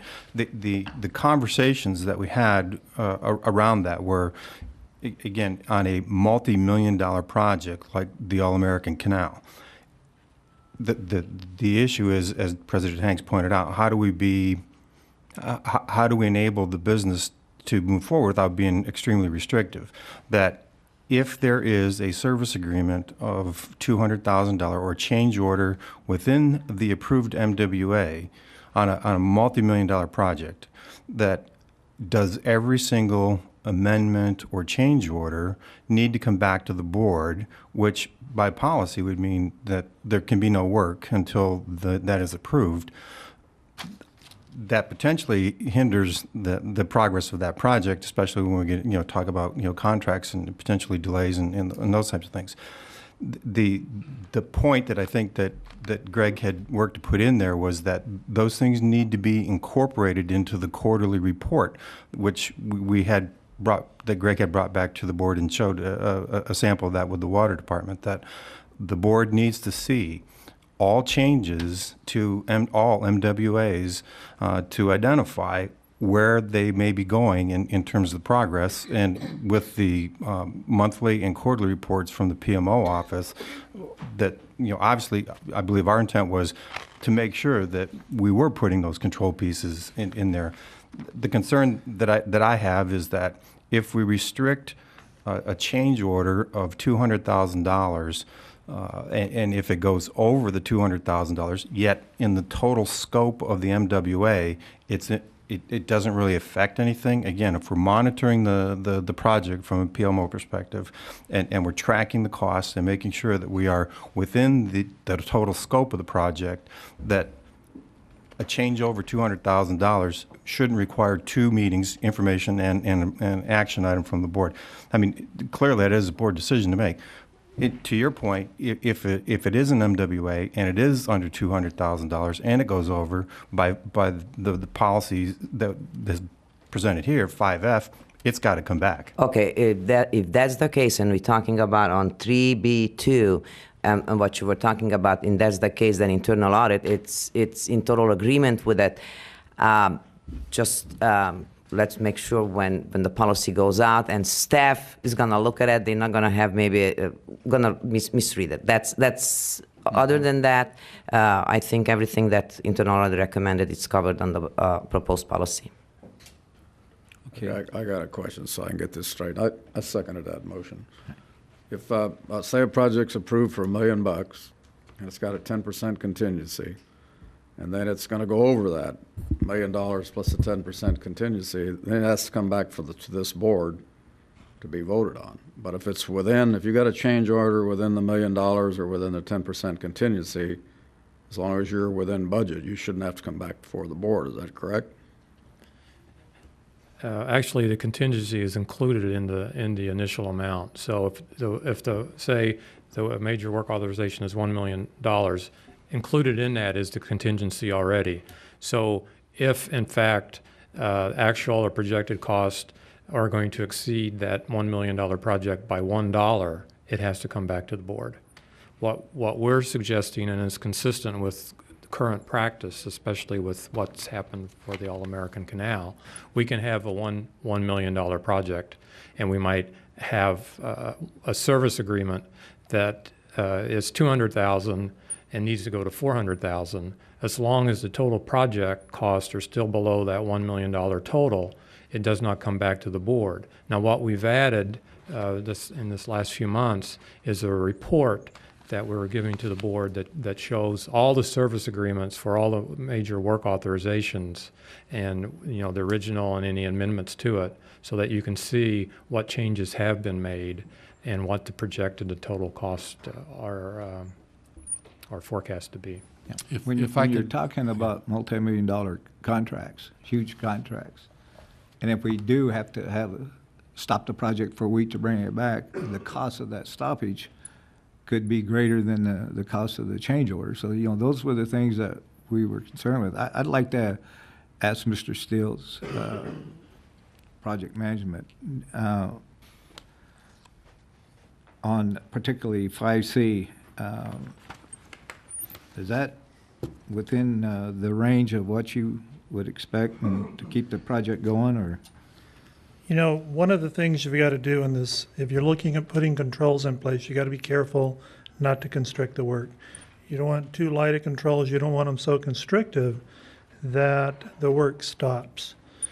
When I look at something that says, like Greg said, where it goes over $1, if you're projected out in looking out at that projection, you got to be careful. I think that the management needs some discretion here to be able to approve those things that are within certain tolerances. Otherwise, you're going to be constricting the work, bringing everything back here for an approval that will have a tendency to shut down. If you get on a large construction project that's out there and we have a change order that's coming up that's going to go over a certain tolerance, if we have to mob or demob, you may drive those costs up just to mob and demob rather than giving somebody some logical approval authority. The key issue that I see here is to get accountability in the process. And if you give a manager the ability to approve a change order with certain tolerances that are within his signing authority, you have a tendency to mitigate that issue of constriction. And I think that's an issue that needs to be resolved somewhere. When I look at this, a lot of projects may be that $1 over.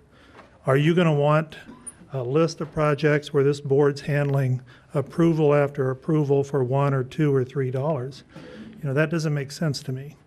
There has to be certain tolerances. If a manager has a responsibility to approve $50,000, he's got a project that goes over the board-approved amount by $10,000. Shouldn't he have enough trust to be able to sign that off and us just report it back to you? If I can just... That is the way it's designed now, even with the change in the back. Is that correct? Well, I might suggest just a real clarification on the back, based on what Mr. Campbell said. And I was just sitting there listening to it, but if you looked at it, it's fairly simple. Simply say...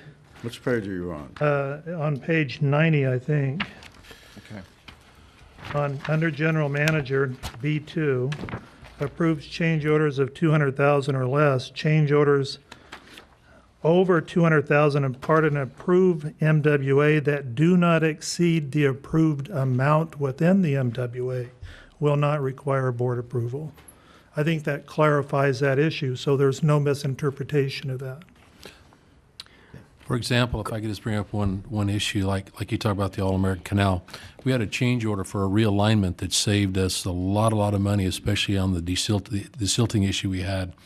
And the realignment that moved the alignment after it made the crossover another 25 feet back where they didn't have to build into the canal. That change order was $1.6 million. But even with that change order, we were still within the limits of the MWA because we had built in that MWA somewhere between $10 and $15 million of contingency money. We stayed within that. And as you've noticed, each time that I go past that approved MWA policy, as we talked about earlier today, that we'll bring those back as we go forward that over the 200,000. So I agree with Carl, what he just said on how we could manage that and be able to do that. But for every change order, it was over 200 within that project. We'd have been back here many times. But we built a contingency in, we had a maximum, and we started exceeding that. That's when we've been bringing back for new approvals of the MWA with the added or the needed money put into the fund. You're granting staff an authorization of a certain dollar level plus a 10% contingency. Now, if we look at that 10% contingency, that's a little misleading. And that's okay here, but it's manageable, and the process is set up to manage that. But a contingency, if you look at the estimation process of a project, that's an iterative process. And it depends on where you are in that process, depends on how much contingency should be added to it. Something early on in the preliminary estimation may be 30 to 40%. But as you define that scope, that scope gets more definition, that process of estimation gets closer and closer. By the time we have a final design or by the time we have final specifications on an IT process, that 10% contingency should be our target range. It's a national standard target for implementation or construction of a project. Okay, so that 10% is a flexibility. It's a target we should strive for. That's where you put that 10% in. If we go early on in a process and we put 10%, that process and that iterative estimation process may change. As soon as we identify those and we're out of tolerance, we should bring it back to the board. That's the control process that we need.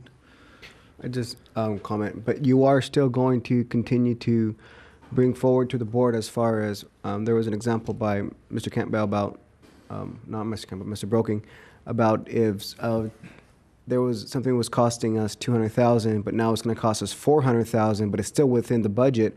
I think the board needs to be aware of that, just because what happened, what mistake happened.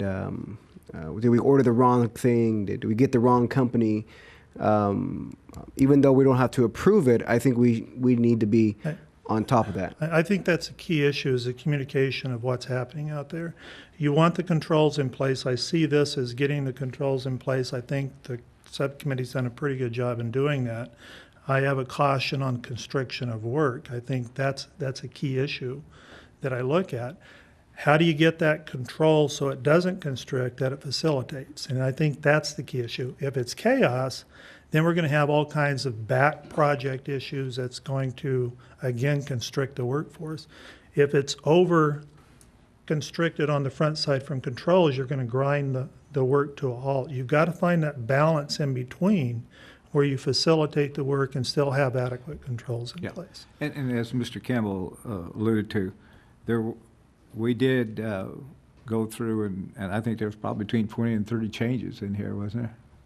Since the first one, yes. Yeah, there was, so there were, I know Dr. Brady saw the red marks one time. He said, "You're making my MWA bleed," you know? Yeah, it was bleeding. So And I think we do have it down to a point where, you know, with that one change, I'm satisfied. Could we have Carl repeat that so that we... Oh, yeah. I didn't write it down. Yeah, no, Okay. I want that straightened out before we vote, what you said. Okay, second sentence says, under general manager duty, roles and responsibilities, B2, approves change orders of 200,000 or less. Change orders over 200,000 and part of an approved MWA that do not exceed the approved MWA amount will not require board approval. Is that satisfactory, Brad? That clarifies. That's the motion. Okay, Yeah, I'll second that. all right. Any other comments? Please vote.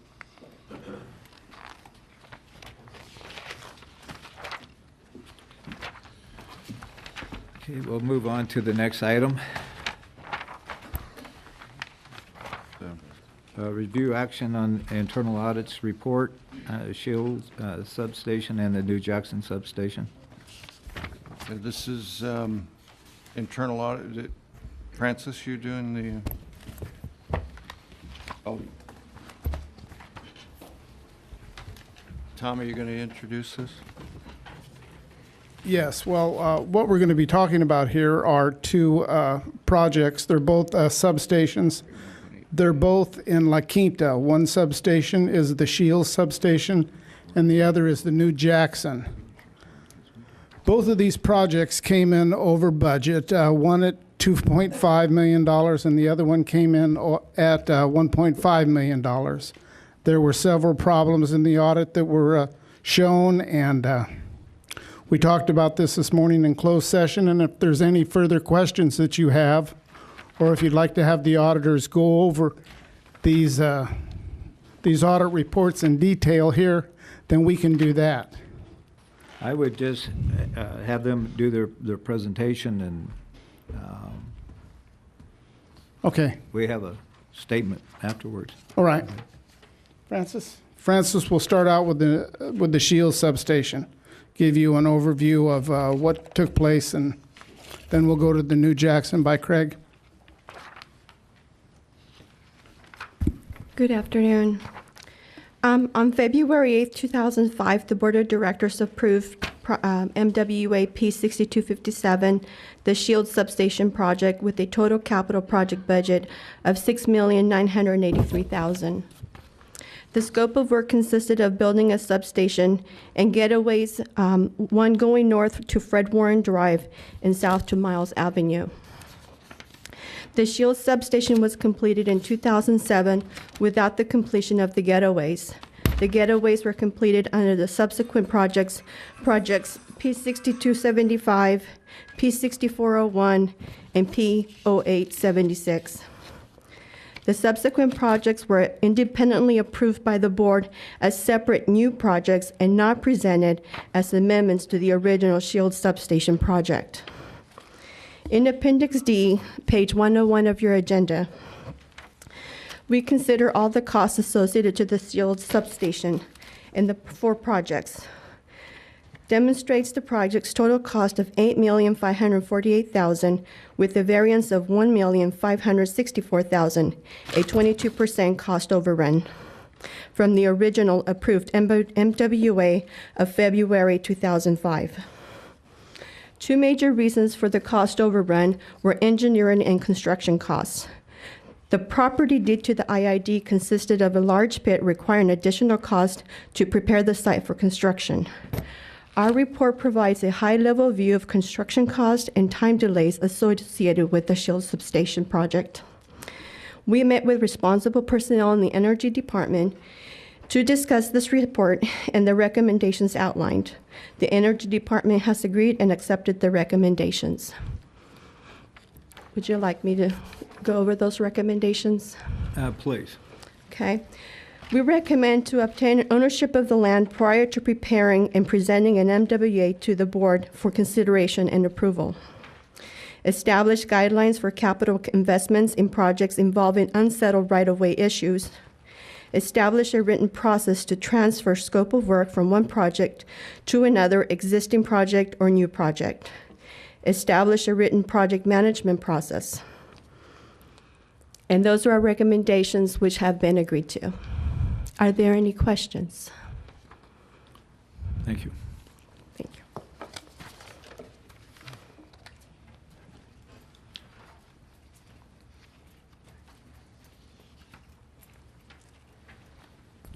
Good afternoon.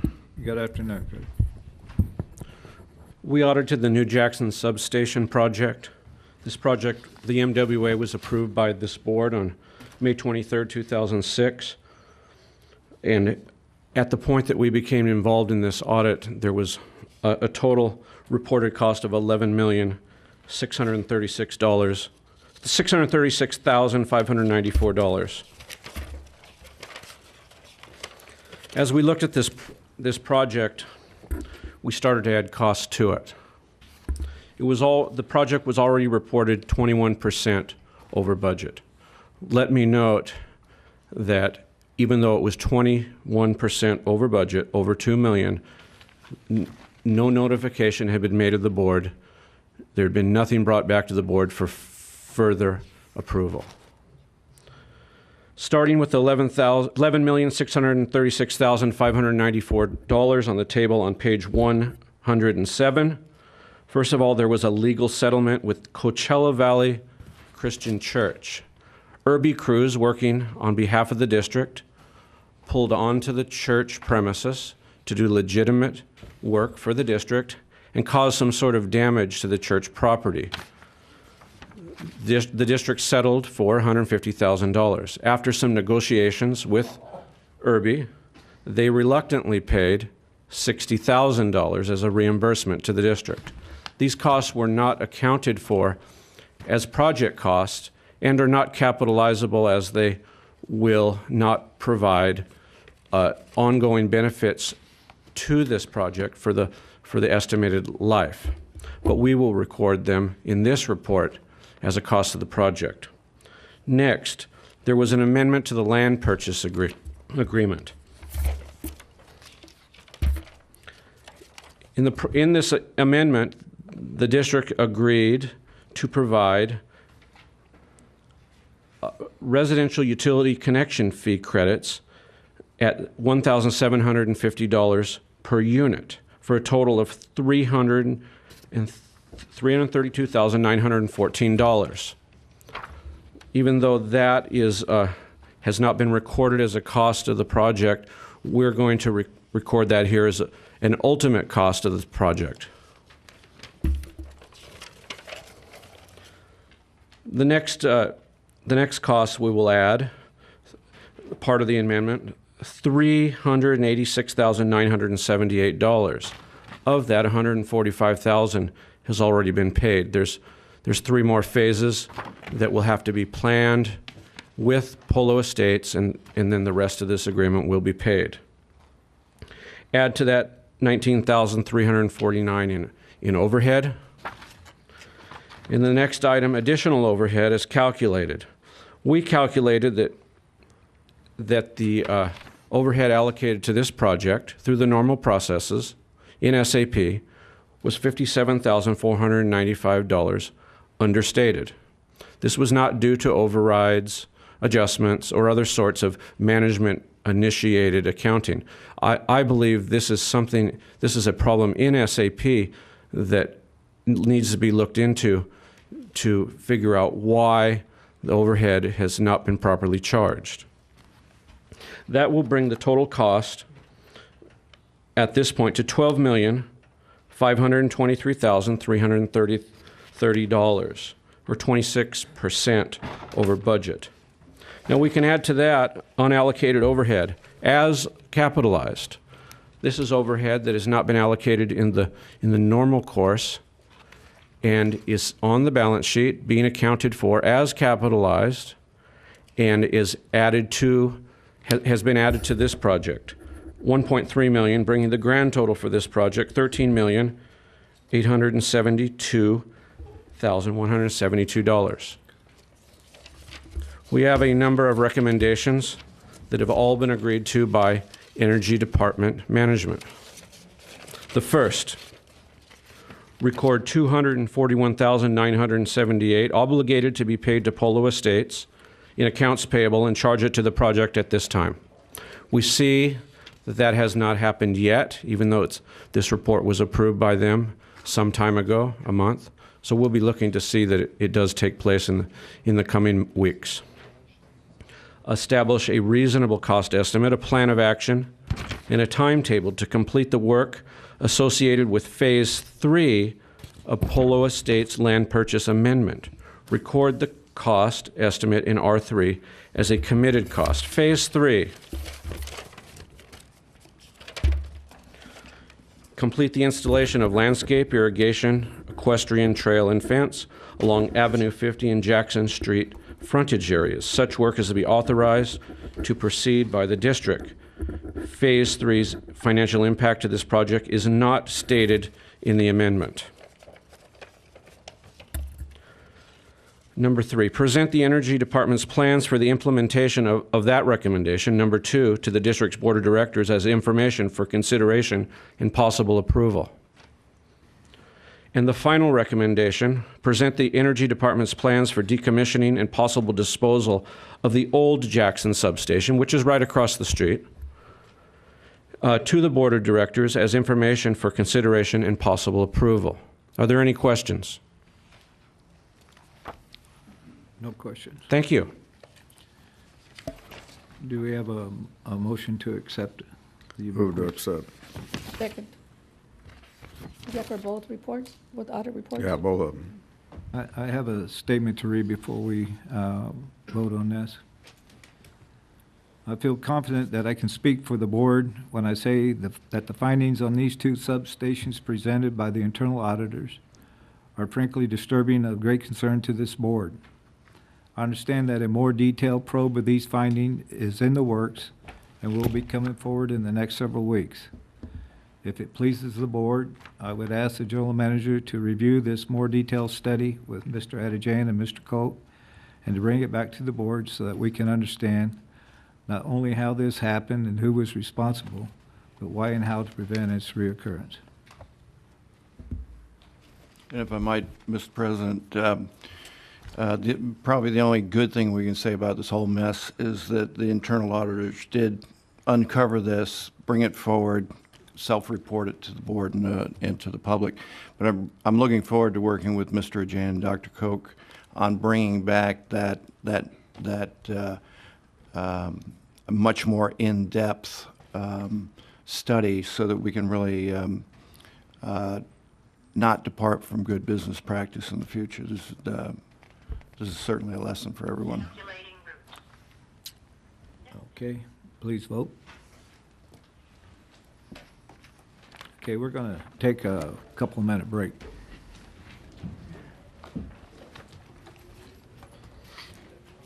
We'll reconvene and move on to item number 16, adoption of revised IID Conflict of Interest Code. Yes, and Mr. Taylor has that report. Good afternoon, ladies and gentlemen of the board. Legal is presenting a revised Political Reform Act Conflict of Interest Code for the board's consideration and adoption today. The Political Reform Act addresses conflicts of interest for public officials by requiring the written disclosure of certain specified financial interests. Under the Act, state and local government agencies are required to adopt a conflict of interest code consistent with the requirements of the Political Reform Act. The code must be reviewed and amended if circumstances change, such as the creation of new law, changed employee positions and duties. The revised code now before the board has been updated to expand disclosure categories, more accurately address the present complement of IID personnel, and to reflect the state of the law under the Act. The conflict of interest rules under the Act apply to any public official making, participating in, or influencing a governmental decision. Under the amended code, board members, WCAB, and ECAC members, designated employees, and certain consultants are now required to file statements of economic interest and to disqualify themselves when certain conflicts of interest occur. The revised code designates the new employment positions that require statement of economic interest, and additionally, the new amended code sets forth the circumstances under which a consultant must file a statement of economic interest. The legal department last presented this item to the board on September 14, 2009, and at that time the board directed legal to attempt to obtain review and approval of the amended code by the Fair Political Practices Commission. After lengthy discourse with the FPPC, the commission asserts that it lacks jurisdiction to review and approve the IID Conflict of Interest Code based on the fact that IID is a single county jurisdictional agency. Therefore, the FPPC will not review the IID amended Conflict of Interest Code. Nevertheless, the legal department believes that the amended Conflict of Interest Code complies with all statutory and regulatory requirements and is thus ready for adoption by the board. And incidentally, I don't know if the board is aware of, there's a letter, I believe, from Mr. Maloney dated December 7, 2009. There's some innuendo in the letter that we didn't have discourse with the FPPC, and I'd just like to go on record as saying that that's not correct. We did, in fact, have discussions with FPPC, but fortunately they're not able to review our code because of the fact that we are a single county jurisdictional agency. Well, it doesn't surprise me that Mr. Maloney stated that. Taylor, I've got a question. I'm concerned about, for example, the page 129. The sentence under responsibility for consultant compliance. The IID employee responsible for managing consultants' work for IID shall also be responsible to determine if the consultant must file a statement of economic interest. I would feel much comfortable if that read the general manager. That the general manager, I believe the way it reads now, President Hanks, is that legal with the general manager will jointly make that decision if necessary. But President Hanks, do you want to take out the phrase upon request to make it a little more so that Direct. it doesn't look like they're asking us, but we're telling them? And if you want to give the general manager ultimate decision-making authority, that's fine with me. Yeah, I would feel more comfortable that way. Okay, then we'll strike upon request, and we'll rephrase it to say that we'll provide assistance, and if necessary, I honestly didn't know how to phrase. Well, how about putting general manager where it says IID employee responsible for managing? If that's okay with the general manager, I don't have a problem with that. Sure. So you wanted to say the GM shall ensure that shall determine if a consultant must file a statement, and the general counsel's office will provide assistance? Yes. Okay, fine, I'll make that change. Now, when they're filing, I don't know exactly what all the legal aspect is, but if they do have any, if they have any connection with anyone that does work in Imperial County or with the IID, they have to file. Is that correct? I don't understand the reference to If- Imperial Let's say County. if they're out of state, for example. They have to fill out the Form 700. I didn't bring one with you. You all fill them out. They ask for certain assets.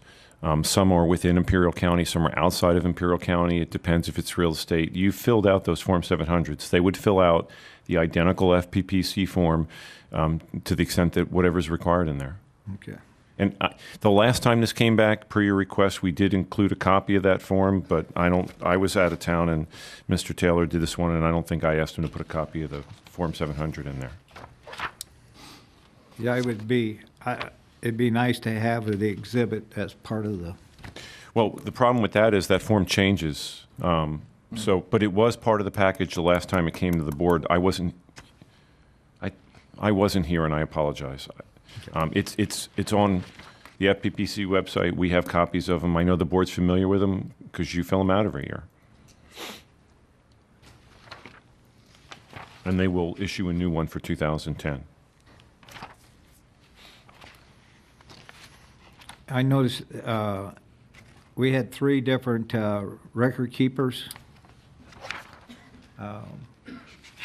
The board going one, the employees going to another place, and legal going to a third. Well, I'll tell you why, and that was my suggestion.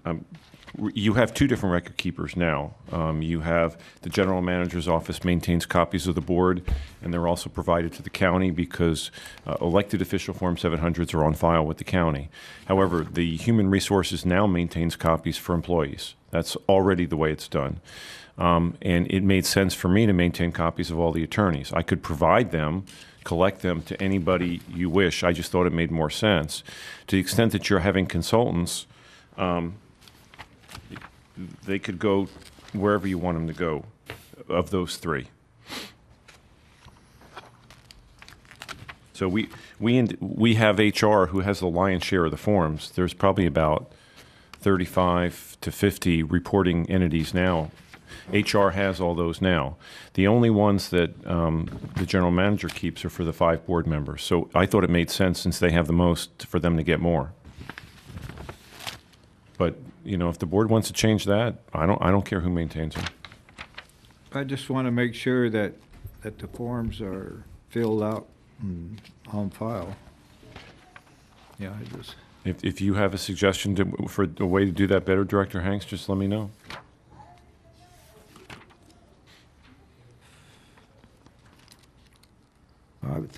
I would think Gloria would probably be the proper place. All the employees would probably be HR, but board members and consultants or whatever probably should be with the general manager's office. That's fine.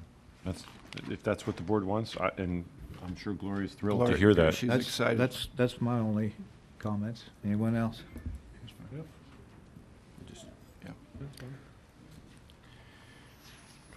I'll just move for approval. Okay. I'll second the motion. And the motion is subject to the change with regard to GM responsibility to identify consultants who should fill out. Yes. General counsel shall assist, and consultant forms shall be maintained in the general manager's office by the secretary. So we'll have 2 files then, right? One for the employees and one for elected officials and consultants. Right? And well, you're going to have my file, which is attorneys.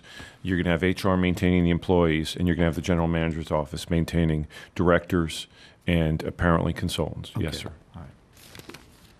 Okay. Any other comments from the public? Yes.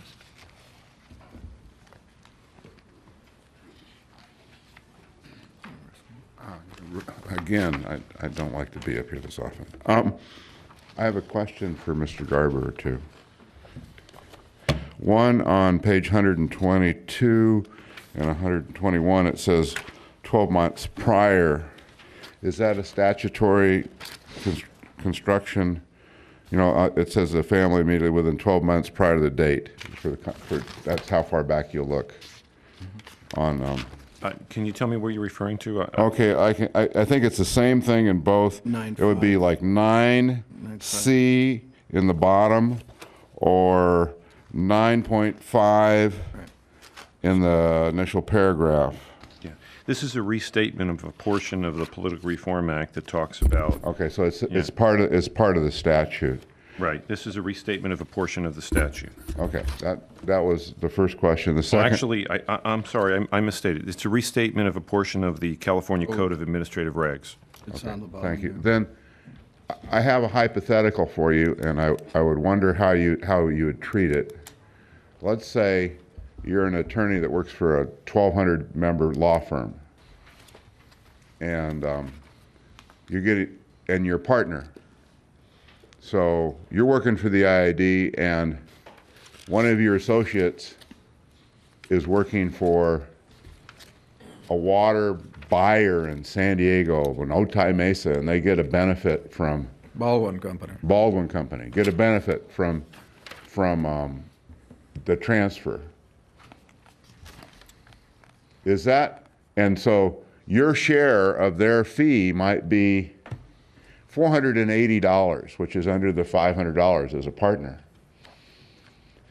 Does that, but you might, does that bring, does that person need, and that's only hypothetical, does that mean that they have to disclose that, or that they're working for, that they got somebody that was working for as a counsel for MWD or something, and his pro rata share of it is, $180 of their fee or whatever it is.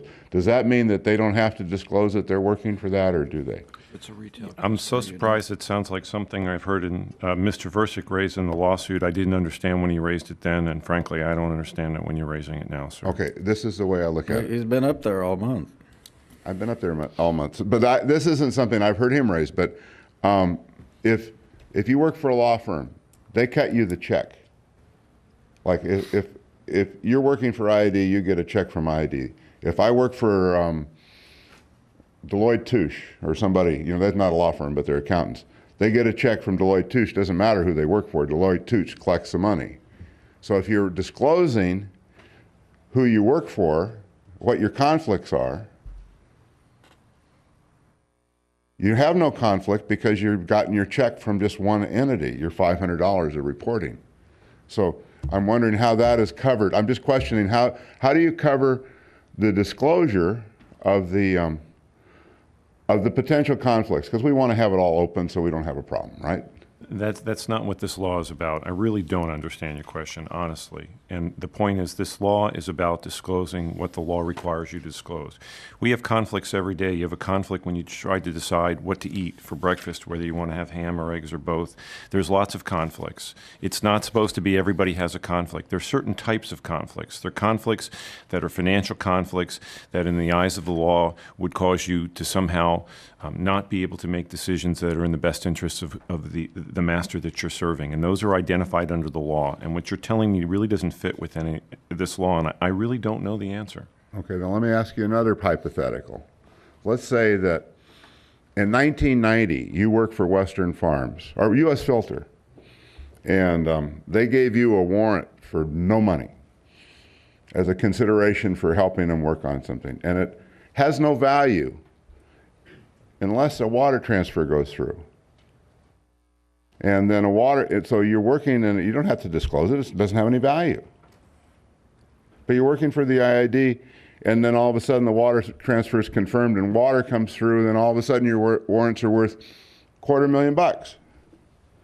How do you disclose that? How does that work out? I have no idea. I don't even understand what the warrant is that you're referring to. Well, it's a hypothetical warrant. Or it could be. I hypothetically don't understand. I think it's up to the individual. For a guy who understands everything. I think it's up to the individual to fill his form out and be responsible for what he puts in the form. The form identifies the sources of income and the things that are owned by the person filling out the form. The FPPC contains instructions. I'll bring a Form 700 to the next board meeting. I know I've attached it before. You can get them on the FPPC website. Here's one right now. Okay. it tells you what you need to fill out. This is what the law requires. The law identifies persons who should fill the form out, and they fill it out. Although I'm familiar with the form, I'm familiar with the law, I am not an expert solely on these issues. I really don't understand your question, except to the fact that it sounds a lot like a lot of things I heard in the courtroom. Well, I haven't been to all the courtrooms that you've been to. The other thing is it if you misfile your form, is it a perjury offense for knowingly doing it wrong? If it's, I don't know. I'm not saying it like a lawyer would say it. Unless the document is signed under perjury, I don't think it's a perjury offense, no. Okay. I really have to look at the document to see if there's an oath in it. I don't know. Okay, thanks. Okay, thank you.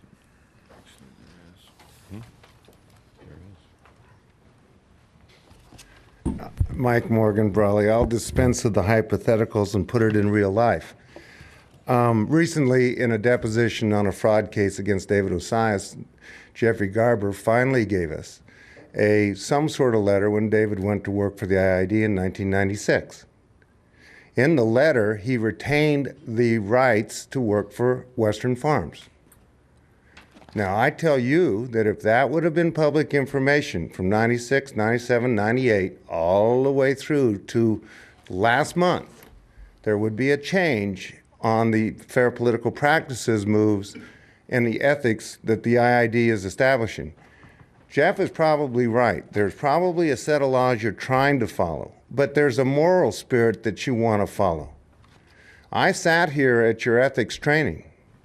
It's 2 hours on 1090, 2 hours on conflicts. The guy asked you, if there's a gray area, don't do it. If you have a question, write me a letter.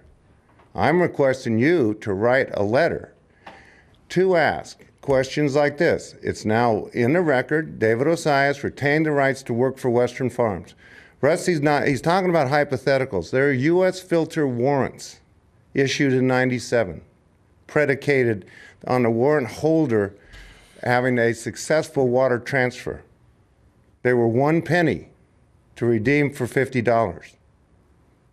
Okay, that's in your public record now. It's in your hands.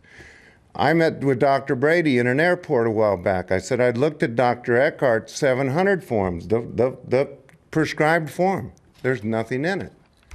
Dr. Brady's, I said, there's rumors all over the West that Dr. Eckhart has a professional relationship with Rubicon Gates. I don't think so, yeah. He said he doesn't have to put anything on the 700 form that's out of state.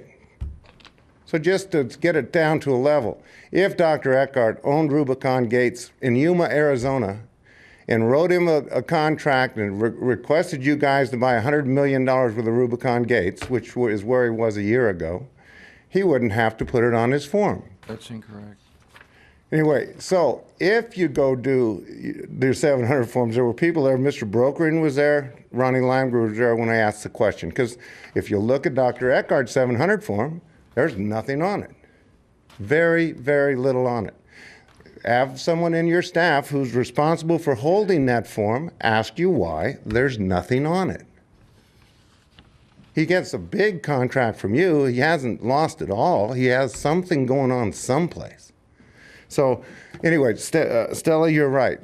Mr. Maloney did write you in your letter, and that is because he sent a FOIA request to the Fair Political Practices, who wrote a letter back that he sent to you saying that he had not been talking, or they did not know of any correspondence with the IID.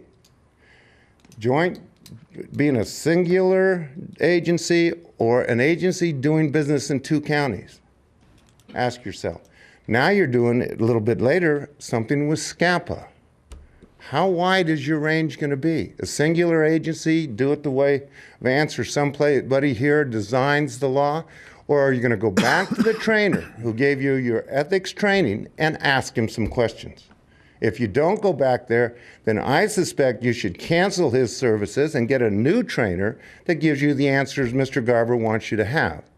That way, at least you can say you followed your ethics training. Other than that, you've got a lot of things. These are facts. Western Farms and David Osias in 96 are facts. Okay, he worked with it. He stayed with that farm till you bought it in 2004. Call for the question. Please vote. Okay, we move to item 17, geothermal memorandum of understanding. Mr. Stills.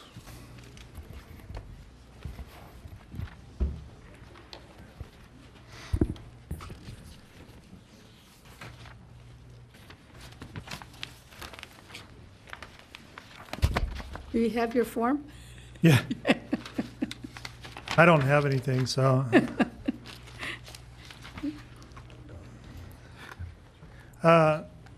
As you know, we've been working with the Energy Department and the other, a lot of the other SCAPA agencies and SCAPA to put together a geothermal feasibility and exploration agreement, an MOU, and some lease agreements to commit land to the process. Could you go to the next one?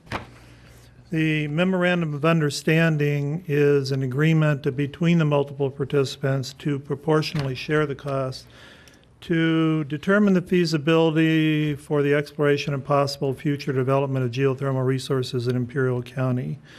The participants in this agreement are LADWP, who owns the lion's share at 50%, IID, who is the next largest participant at 32.5%.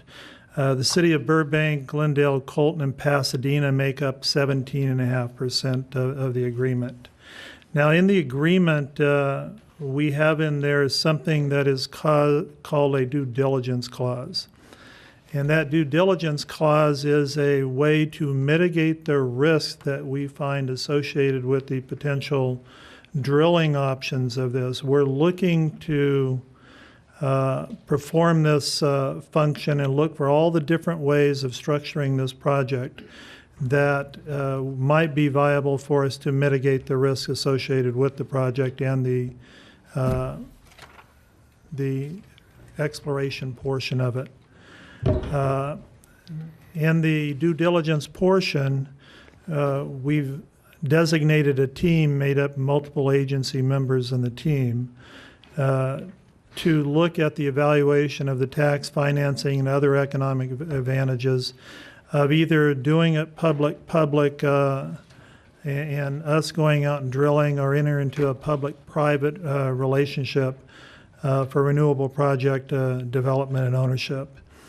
And in that process, what we want to do is conduct a detailed evaluation of options to mitigate the exploration, drilling, and construction risks, including the public-private risk-sharing strategies. And we've allocated 120 days limit to finalize this. Now, when we look at that, there are things available to us. Some of the private developers that we've been talking to in another process, 703 RFP process, are willing to take the risk of drilling completely on themselves. But there are other risks associated with that process, and there is what they call a PTC and ITC process, and I'll get to that a little later.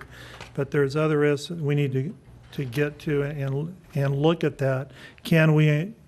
What is the proper economic structure for us to go forward? And that's something we want to get to.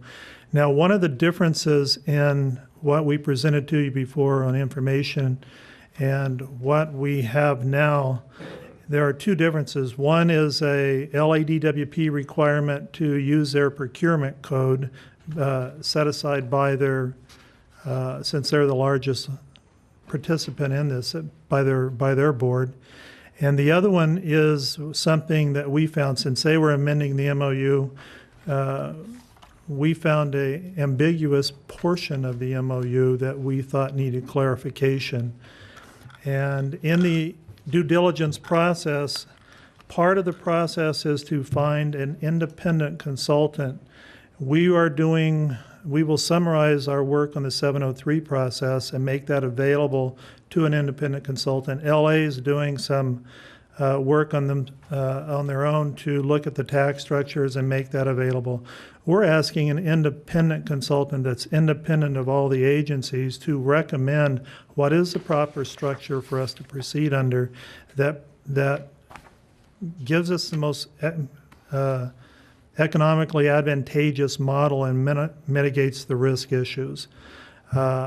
the problem that we have is we have a process with which if we can't come to terms with the other agencies, if the independent consultant recommends a public-private partnership and LA wants to drill, IID has what we call veto power in there. Our 32.5% is enough to veto proceeding forward. LADWP with 50% has veto power in there. If we come to a stalemate and we can't reach a consensus, we could sit that way committing land for a long period of time.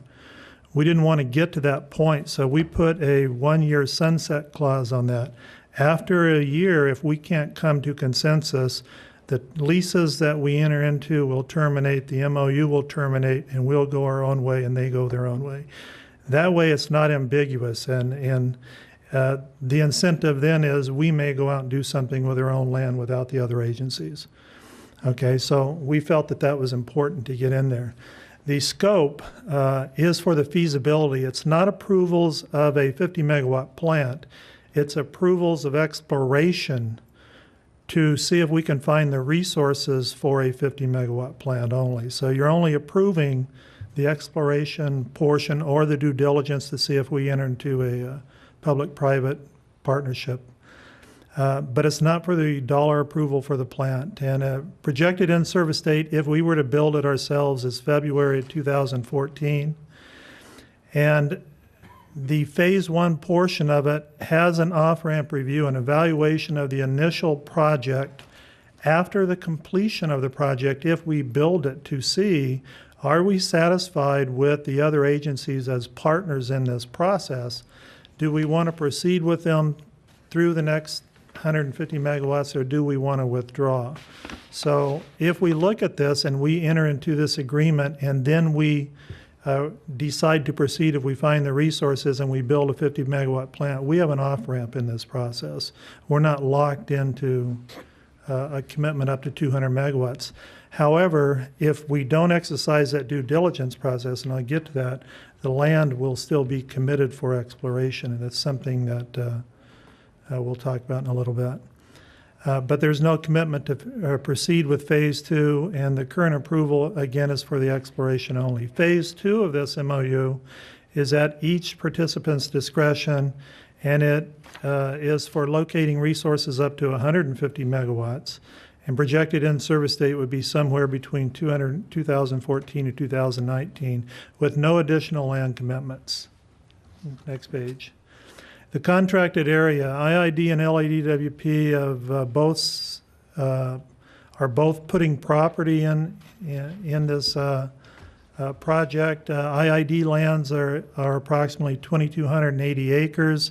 LADWP's are 2,950 acres. We've constructed a geothermal lease agreements for the contracted areas. You, with the MOU, are looking at a form lease agreement. That's not the final adjustments with the actual pricing structure. That'll come later if you give us the authorization to proceed once we enter into that agreement. But they're for 3-year terms of up to 200 megawatts. 30-day right to express interest in adjacent lands offered for lease or sale, and 90 days to negotiate lease agreements. Land to remain committed for up to 200 megawatts of realization, and I just talked about that. Land lease is terminated if no agreement to due diligence. I've talked about that. This is the actual land. If you can expand that out. The land in green, identified in green, is the land that LADWP is committing to, and the other land that's highlighted there is IID's land. The blue line going around Nyland and up is identifying an area known as a KGRA. That's the known geothermal resource area, and that's an area that most of the geothermal companies are using where there are known geothermal resources. If you'll notice, most of the land that we've committed to this process resides within that KGRA, except for that 180-acre parcel at the top left up there. A lot of, we were looking for that. This blue line right here is the KGRA boundaries right here. And this land of LA's and is not residing within that. This is the only 80-acre parcel of land that we have in this process that's not in the KGRA. The other land that we have, this dotted line right here, this is our water service territory. So all of IID's land is located within the water service territory. If resources are found in this area, LADWP is going to have a little bit of a problem because that might require a water transfer. It might require LADWP to ship water down to this process. So because that does reside outside of our service territory. Now, if we rank these lands and go back and look at it, it would seem that the lands that are preferential are probably the lands we have here. This actually is not the San Andreas Fault. It kind of ends up here. This is the Sand Dunes Fault that is an extension of the San Andreas Fault. And then there is a unnamed fault line here. Could you go down a little bit, Henrik? Okay. Most of your geothermal is residing in this area out in here. There are wells that are drilled up in this area up in here. The temperature gradients up in this area generally run somewhere around 5 to 6 degrees per 100 feet, which would give us an indication that if we were to drill down somewhere between 8,000 feet that we're going to exceed 400 degrees temperature, Fahrenheit temperature,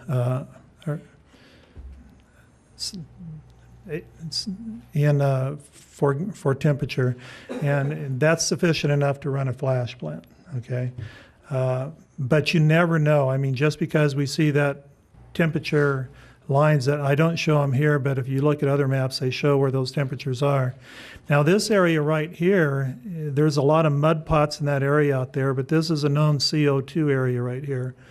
And so I'm not sure how we would mitigate that in the drilling process, but we'll have to look at that. But other companies have expressed interest in this. We think the land should be good for drilling, but, you know, we don't know. So go ahead and kill that and let's go back. Go back to the next slide. Now, on the drilling geothermal exploratory wells, the participants, they've done some preliminary work prior to my involvement on looking at the lands from a geophysical type operation. But I have a copy of that report. It does not include the present lands that we're looking at. We're going to have to go back and do some geophysical work there if we proceed with drilling. The participants will retain a geothermal consultant to analyze contracted areas and rank lands according to the resource potential, and that'll be based on the geophysical work that gets done. And the consultant will select 4 test well sites according to the resource potential. Wells will be drilled up to 3,000 feet in depth from ground surface. These will be gradient temperature wells to determine, one, if there is gradient temperature in a potential resource. And then the phase 2 drilling will not begin without an 80% agreement by the participants. Again, this is for phase 1, but if we get down the road and find out that they are good partners, things are working well, then Ed may give the okay to proceed with phase 2 drilling in this process if we find out that it's something we want to do, but we'll come back to the board again and notify the board if we were to do that. Now, the water requirements, we're just like every other group that's out here. We're going to have a water contract. And the water delivered by IID is subject to reasonable and beneficial use as required by existing laws, regulations, ordinance, and contracts. We'll have to apply, the Energy Department will have to apply, and SCAPA will apply for that water just like a normal developer will. And they're subject to the best management practices, and they have to adhere to IID's conservation measures and utilize IID's new water-saving technologies to reduce the project's water demand. And then a new water supply agreement will be required. And I've already talked about LADWP portion of their land being outside. The lease agreements are separate lease agreements for IID and LADWP land. It's in appendices to the MOU. The lease will require an annual rent payment, a surface payment, and royalties attributed to the development of an on-site facility and production of energy. If phase construction moves forward with respect to developed acres, then the lease will extend to 35 years for the life of the plant. Now, one of the questions that you've asked us before, Jim, is what happens to if we develop minerals or something off of this. This lease agreement is specifically for geothermal production. We have a clause in there that handles royalties off of mineral extractions, but that'll have to be renegotiated. So they do not have the right, if LA's coming in, nobody has the right without negotiating that royalty structure to proceed with mineral extractions. So there will be a royalty structure that does come off there because we'll ensure that that's in the lease agreement. Now, our estimated budget for this, the entire drilling for phase one and the geophysical work and the drilling budget is $10.8 million. IID's portion of that is 32.5% of $3.51 million. Phase two is $25.2 million for exploration. Our commitment is zero, but if we choose to participate, then it's $8.9 million. Again, that's subject to that off-ramp review. We're either going to go forward or we're not, but we have a clear off-ramp that we can just walk away from it. Okay? Now the schedule, again, if we build, the in-service date's February 2014, but the MOU lease agreement approval, we're here today on the December 7th to seek approvals for it. The LADWP approval process has been slowed somewhat. I show them going to the board, MOU amendment to the board mid-December 2009. That's been delayed till January. The board has already passed the MOU, and the lease agreements were submitted to the board, but those have to be submitted to the city council because it involves their land.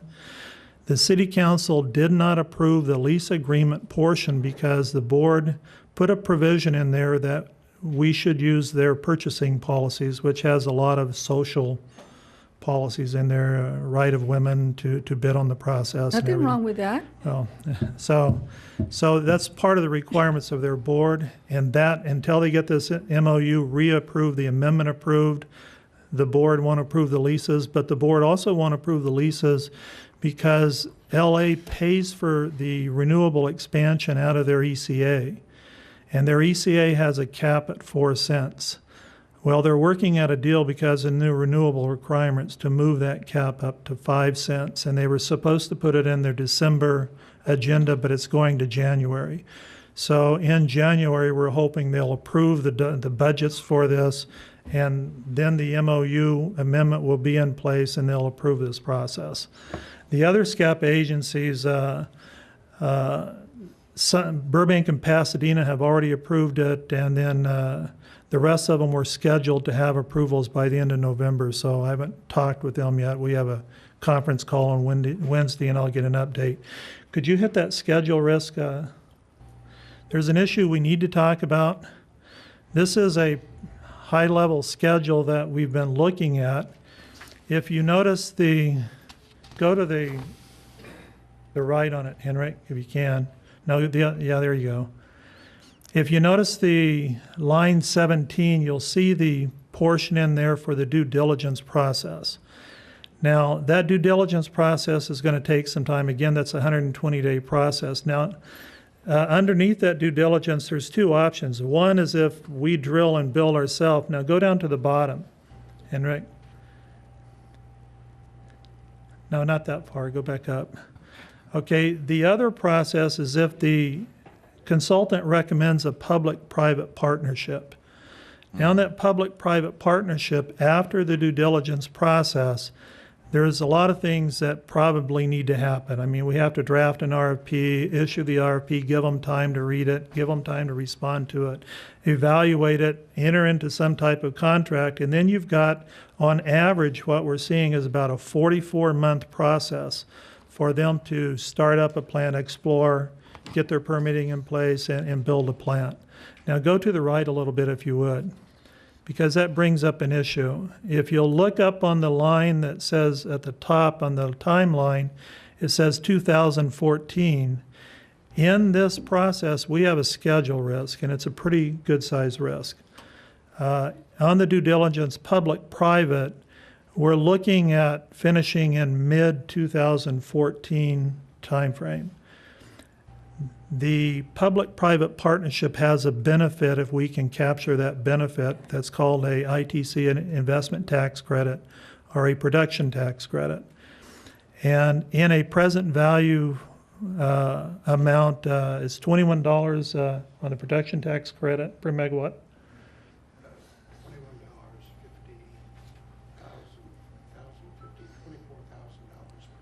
Yeah, so it's significant dollars, and when you look at that production tax credit, recognize for a 10-year period that it would be present value, that's about $62 million. If you look at an investment tax credit, it's 30% of your capital investment. A $240 million capital investment plan realizes about $72 million in investment tax credits if they decide to go that way. If we can't meet that date, there is a huge risk of us going that way. So we've come up with a strategy. Ed, do you want to talk about that a little bit? Well, you seem to be on a roll. Go ahead. We're presently looking at our 703 RFP, where we're already doing evaluations on public-private partnerships and what we can and can't do, and exploring with that to see if we can get the most economical model for IID on another plant or two, okay? One of the things that Ed and Dave suggested to mitigate this risk is, if we proceed with this, to offer up one of those plants in this process to mitigate the schedule risk. Go to SCAP and approach them and say, look, in order to mitigate this, here's a public-private partnership that we can offer into this process.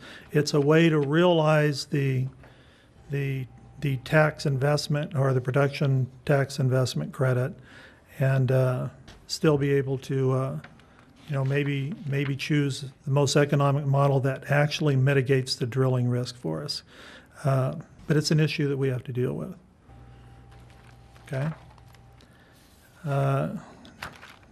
Next one. Yeah. That's pretty much it.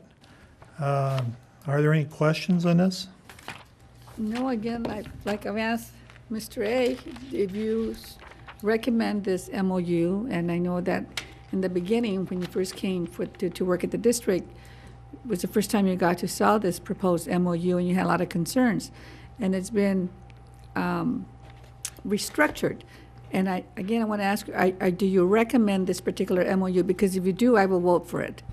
But it's on your head. Yeah, absolutely. And I would be in trouble if I said no, because what am I doing here if I went prepared to recommend it? It has these changes that we have painstakingly negotiated from SCAP and from LA, and some of you have said in meetings with LA where they weren't very happy about the recommended changes, have, I think, to great extent mitigated the risk and put IID sort of in the driver's seat, as we should be, because it is Imperial Valley land and it is IID land that we're talking about. So LA is actually, if you kind of look at the last couple of months, it's really been LA that's been slow about moving on this, and that's, I think, probably because they've had some governance changes and management changes there.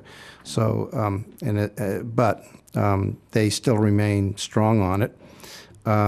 We have tested the market where as you know, we're looking at other pieces of land in terms of developing ourselves with public-private partnerships. Carl mentioned that.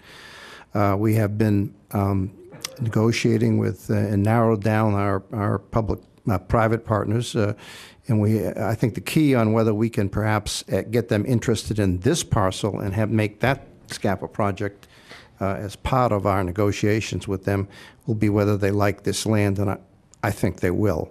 And frankly, there's some economies of scale in doing two of these projects at the same time, making one of them a SCAPA project, and then possibly offering to SCAPA a piece of our other projects so as to spread the risk and use SCAPA financing as if we do our own drilling. But in any event, we've spread the risk out among 2 or possibly 3 projects. Just in a kind of an informal test with SCAPA to see who might be interested in partnering with IID on other geothermal projects, we were immediately 50% oversubscribed. No, they wouldn't tell us who was interested, but they have said, I think Dave Koch went to that meeting, and within an hour or so, we've had tremendous interest. There's a tremendous interest in SCAPA members for geothermal power because it is the most reliable, it is the best base green resource you can get. I think SCAPA is probably overinvested in some forms of green energy like wind, which is, has a very poor load factor, and they really need something like geothermal. So what we're trying to do with these negotiations is leverage it, eliminate and reduce the risk as much as we can. We've kept control of it by having a due diligence process, and if we don't like the due diligence results, we can back away from it. Nonetheless, this is, I think, a landmark decision by the board in proceeding to develop its geothermal resources, and it gets us in the business. Well, you came to the IID just at the right time, so I appreciate your expertise. Probably some people might question the Well, timing, I but I appreciate the comment. Mr. Stills, do you feel all the T's are crossed, I's are dotted here? Has legal looked over it? It's been looked over by 3 different legal. Mr. Costan, Mr. Bleck's been primarily in charge, and I've looked at it, and yes, it's a good document. Our legal team has done an exceptional job on that. I'm really happy with the people that Jeff assigned to it. They've done a really good job in defending IID's position. Mr. President, I'd like to move to approve the SCAPA geothermal MOU and to authorize staff to enter into lease agreements committing the 2,280 acres to SCAPA for the exploration of geothermal resources. Second that.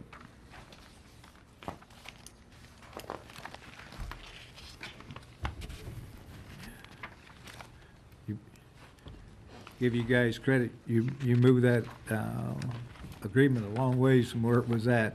Because I think when we first started, it was totally unacceptable to the board. I forgot to tell you, we got a unanimous vote from the ECAC last week too, so. If we don't vote positive, are we anti-IID? You're the enemy of IID. We have to do this. Okay, any other questions? Please vote. Looks pretty good. What the heck? My button's wrong. I'm the one that lost the little button. Oh, this one fell off here. Mine's supposed to be green, Gloria. Okay. It fell on the floor, so I don't know what the heck. Don't put in the little round The thing. green 'cause one doesn't you're light gonna- up now. You're The gonna yellow lose one it. lights up. Infrastructure replacement here. There, does that work now? No. Still doesn't light up. No, it's still not working. We'll take your word for it. For the record, Director Menville voted yes. 5-0, 5-0. Okay, we'll move to item 18, review and approve new procurement of goods and service policy. As identified in the memo, this is the actually 3rd time we've been back to the board. Originally brought it on November 3rd for information, on the 17th for action, and was tabled, so we're bringing it back for comments and concerns or questions. Director Body, you've set aside where it's at? I had just a few concerns. On page 48, number 2 and 6 seem to be a little redundant. On which page? 148? Yeah, 148. Oh, 148. Okay. There's 2 2s, top or bottom. In D2, Mr. Body? Is it D2? Or- Yeah, D2 and Okay. 6 seem a little redundancy. I think 6 would be sufficient. They seem a little redundant.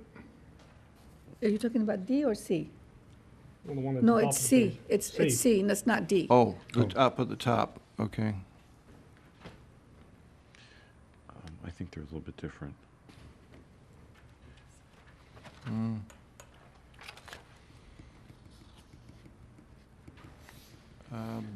Mike, one is timing and one is capacity or skill. Yeah, one's more ability and one's timing. Or They performance. they certainly could be written in a combined form, but they're meant to address two different things. We could. And on page 147, the second sentence before the end of the page says that the term other factors may include, so these aren't necessarily. So, I mean, there's, so what's the main reason why you have them separate? And it's not redundant. What's the main? Oh, for the number 2 and number 6? Again, number 2 is the length of time delivery. Some vendors will identify that they'll take 30 days, or some vendors will say 60 days. Obviously, time is of the essence in some cases, so the longer the delay may be an issue or a factor in the evaluation of the bid. And number 6, the ability or capacity or skill.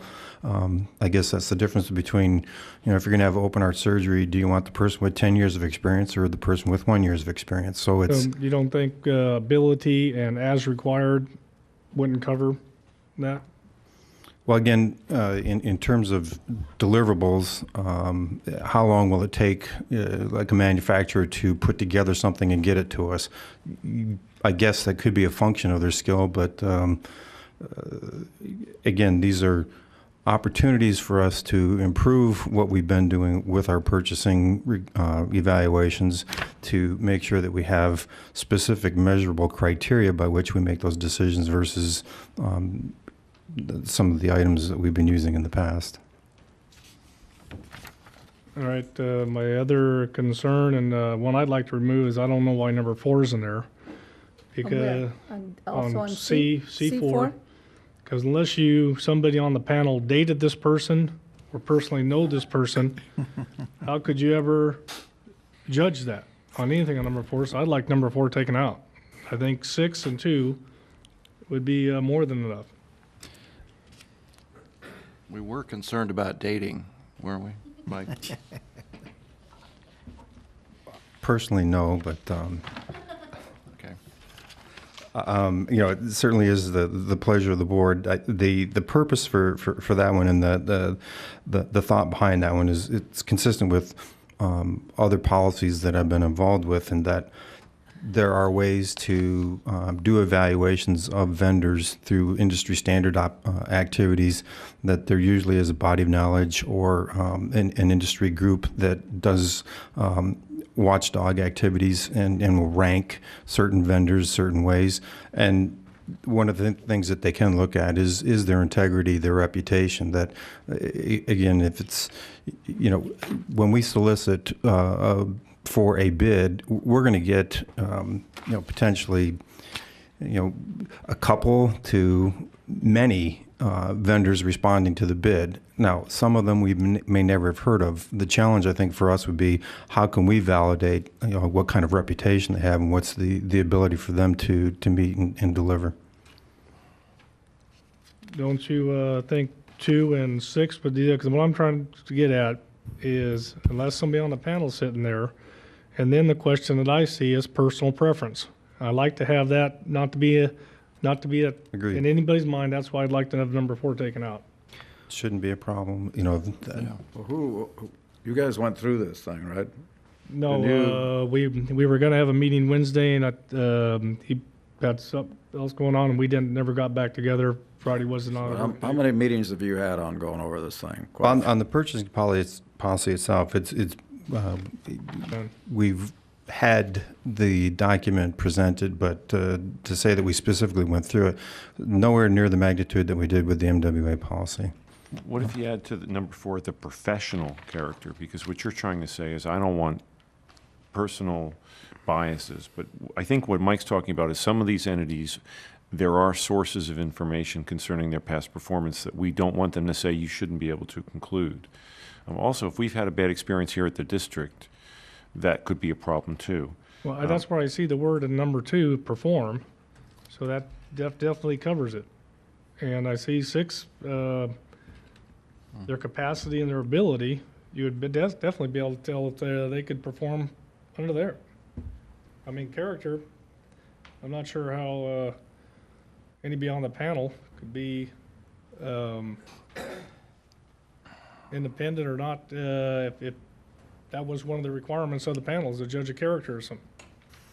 I mean, unless you were familiar and done day-to-day business with this, or Well, it's possible that. yes, it's love at first sight. It's possible that a contractor could have been sanctioned by some ruling body, or there could be a criminal offense. I think from a legal standpoint, the idea is to put as many reasons as possible, because what happens is we get challenges, and when we get a challenge and we say, well, you know, we found out that on this so-and-so project that you were sanctioned and fined for not doing this work. Well, it doesn't say that in your policy.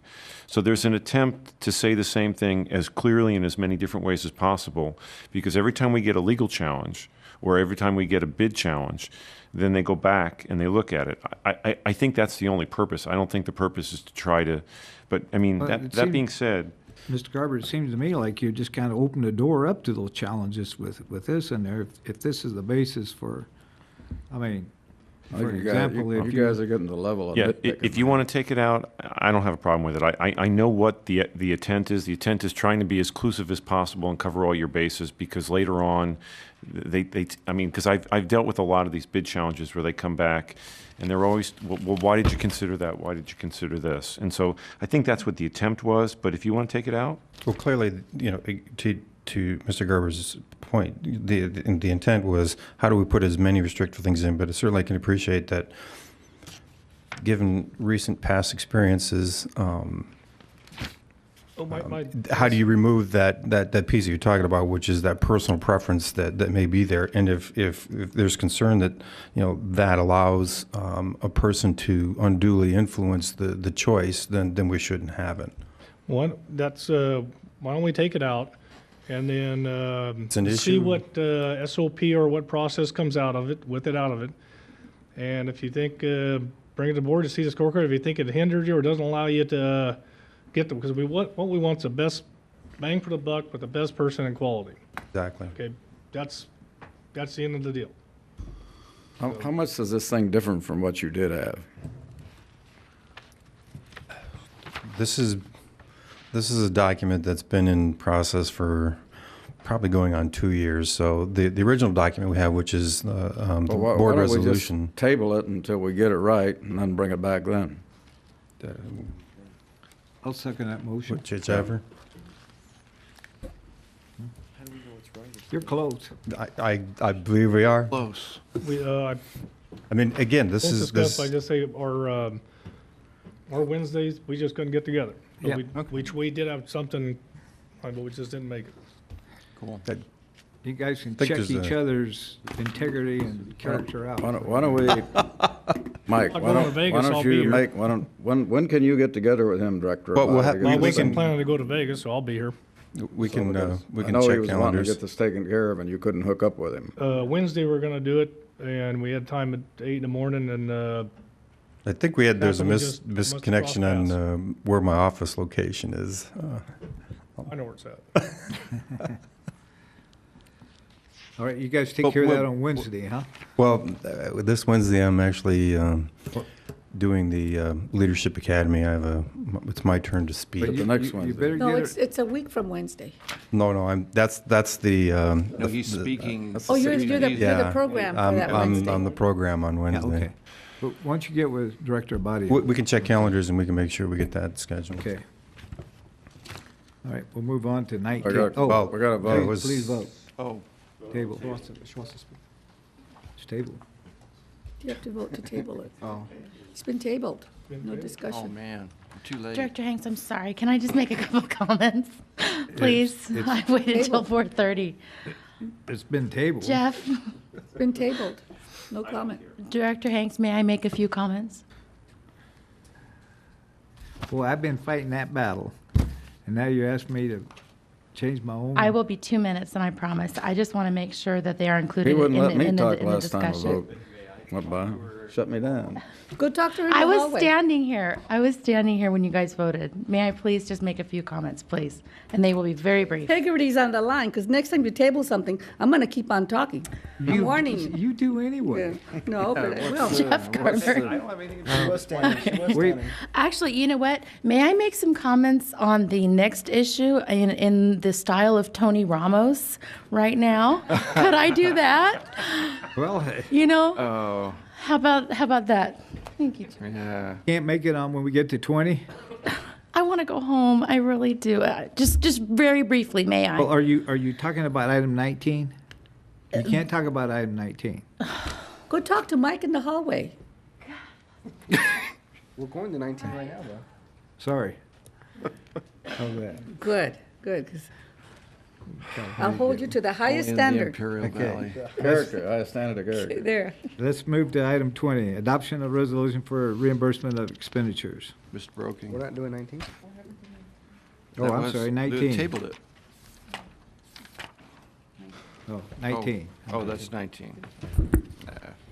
Yeah, I'm on page 152 of the board package. What this Make a motion reimbur- to approve 19.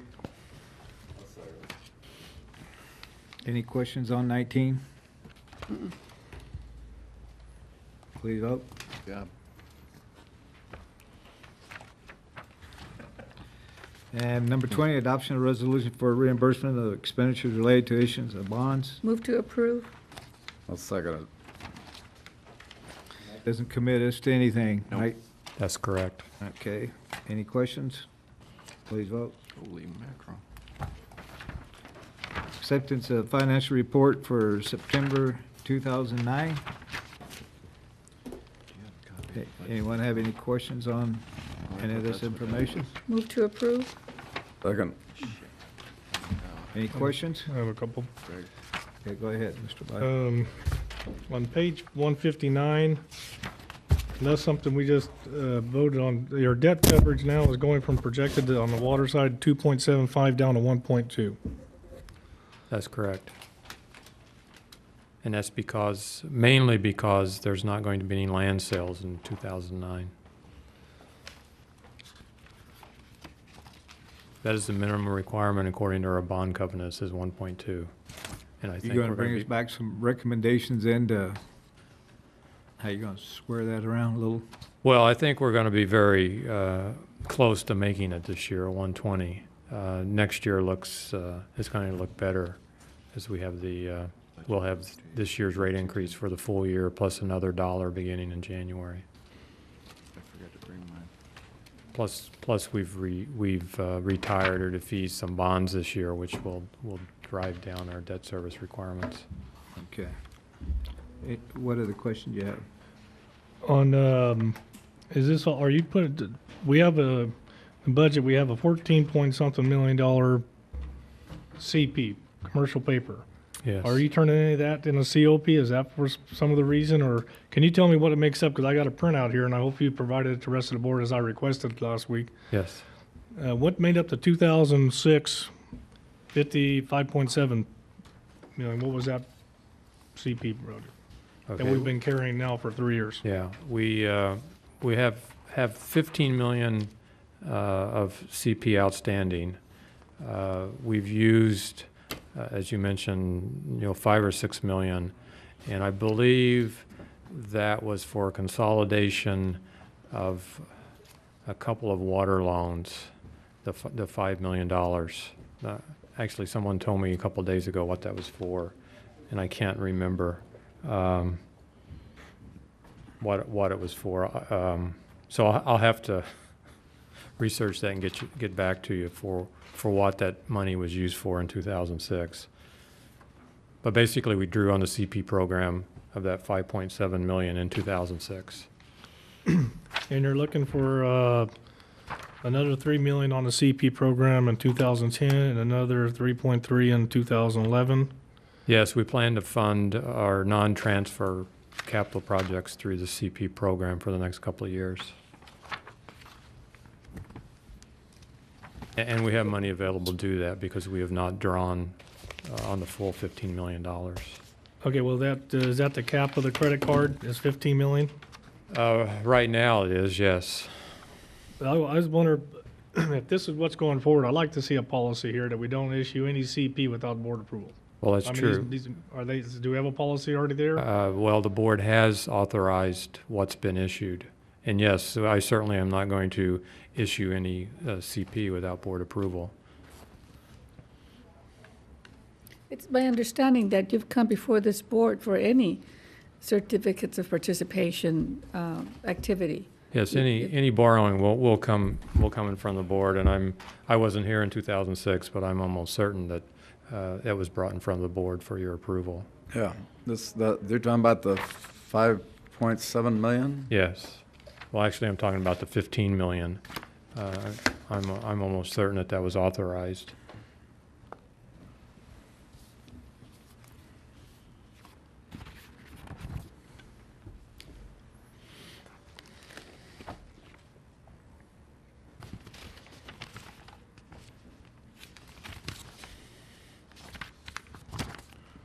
Any other questions? You got a motion and a second, Yeah. don't you? Any other question? Nope. All right. Please vote. And continue review and discussion of proposed 2010 budget.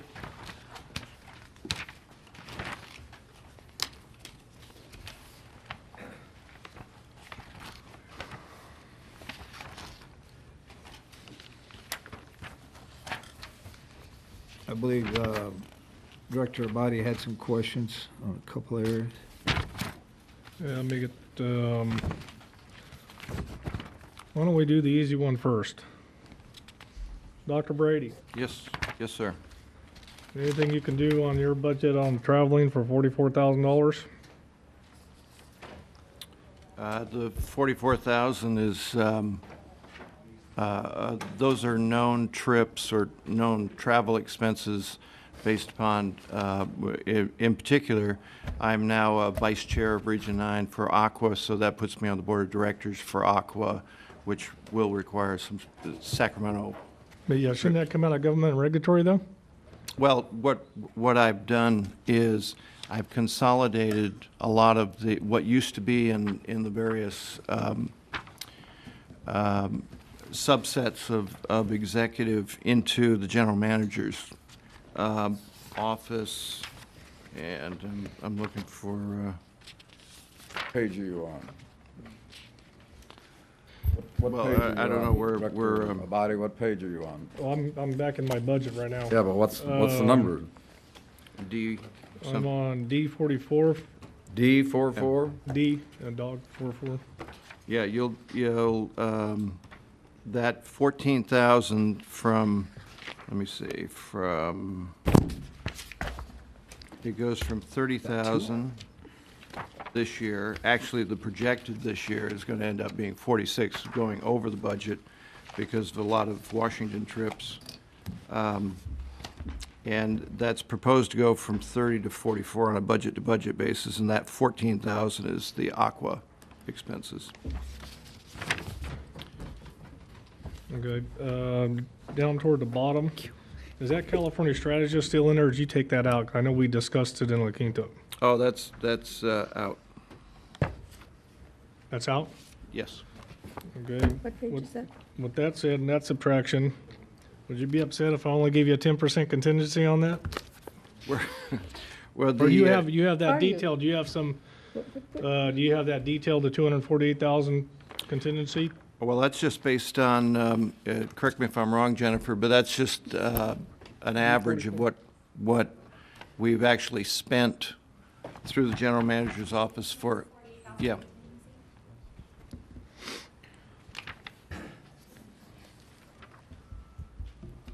Of the 248,000 contingency, 150,000 is being set aside in the event that the three incumbents, if you seek reelection, you're not successful in the primaries and there's a runoff, there will be additional election expenses in November. Well, he'll take that out of the budget.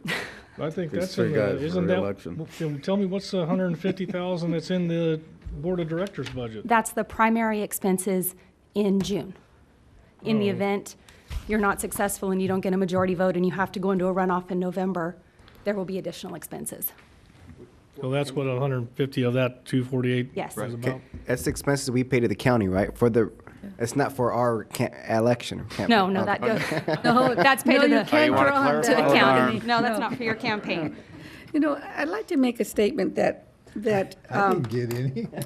when I look at the cost of traveling and the outreach that we have for the general manager, and you compare it to the overall budget, it's not very much. He is the representative of the IID, and he's been elected to serve on the Aqua Board. This last Aqua conference that was held in San Diego, none of the board members attended. Dr. Brady attended, and he's a representative. So I think it's important for you to have the means to attend these functions and to speak on behalf of the district, because we need to tell our story. So to me, your budget as presented is fine with me. I was just trying to get some of these simple ones out because government and public affairs went up 500,000. That's right. That was And I thought basically it a was transfer. consolidation, so I'm trying to understand the correlation because, trying to see that it's staying flat, so I'm trying to understand what's being moved and where. Yes, there's government and regulatory affairs is no longer there. A portion of that was siphoned off into the energy department, and then another portion was brought into government and public affairs. And so you had one section that went away, but it was kind of absorbed by government affairs and public affairs and the energy department, if that makes sense.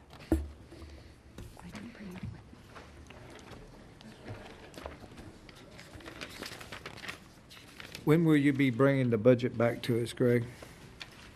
I think the 15th. The 50, For approval? well, Are you going to have a legal summary page for that one, or? We'll have a board memo, yes.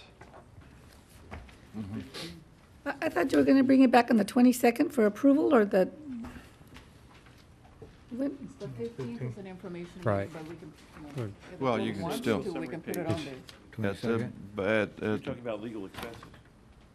22nd, right? I keep forgetting, the 15th 's informational, right? Right. Okay, so And- it would be the 22nd, then you So bring it back. approval for the 2010, 2011 budget will be brought before this board on December the 22nd. Is that correct? we're prepared to do that, yes. Okay, you're bringing the budget for approval on the 22nd. Okay. And the legal, you gave us the legal separate about a week or so ago. Yes, my He asked understanding about the legal being. I thought that was distributed, yes. Yeah, no, The I have a summary. copy. Is it coming back on the 15th? We all got a copy on the 30th, is when we had the meeting on the 30th, it was given to us. I don't remember getting a copy of it. No, they gave it to everybody, because I wrote on it. I got one of those. 11:30. Yeah. Mine's at home, I got that. The- You have that as well. And Dr. Broken, Dr. Brady, Yes. No, I didn't get a copy. another thing I noticed at the last Gloria, meeting make we it had, that. or workshop, there was, in the water capital, is where it showed up in my mind, was a capital projects for the transfer, 17 million, something like that. Had about $500,000 worth of overhead to it, because it's all gonna be contracted out. Okay, the IID's capital project for its own O&M and stuff is 16 million, and it has about a $3 million overhead. So this throws up a red flag. I said, what are we doing to control the overhead? If the reorg requires less people, it seems to be the same overhead spread up on top of less people. That's the area, the centralized, those are the areas that I see is where the red flag comes in. Is we always wanted to be competitive. What are we doing in that effort in those areas? Are you on a specific page, Mr. Abadi, or? Just making, Oh, I mean, okay. I can go right through Okay. everything else again, but that's where it showed up in the capital projects where I believe Cynthia, she said that. About Right. 300 What- something million. Yeah. What happens is when you contract things out, we don't have district forces working over that. So the overheads that we have applied to labor does not get applied to a contract because of the fact that it's paid for somebody else. So we don't have any people working there. If we have people working on the projects, that's why the transfer we don't have as many people. But when we contract out there's not as much money flows because we don't have district forces on labor working on that. So when we have our own forces working on it, which is our IID construction work, it's all our labor, so all the overheads and the G&A and everything applies to that. And I think you did hit on something. The lower, if overheads stay pretty much up here and you have less people, the hourly rate to, or your overhead applied to each hour is heavier because you have less people to apply it to. It's the same amount of dollars, but applied in a different way, correct? But if it's all contract work, there's very little overhead. There's different percentages that are applied. I think it's 2% on materials and things like that that we run through the purchasing department. They still get a cut when we do our contracting. But if we don't have district forces working on it, there's not much overhead that gets applied to it. But as we work on it, the overhead will be applied. If we had one person working on something related to a contract that was out there, the overheads would get applied to that hourly rate to that individual only, not to the individuals or the contractors. So the overheads do look a little bit out in that sense. When it's all contract work, there's no overheads applied to speak of. It's very little because we have very few people working on it, except some contracts folks and some inspectors and things like that. When it's all IID, we got construction people, heavy equipment people, engineers and stuff designing it, then there's quite a bit of overhead that gets applied. Okay, so we're going to budget it as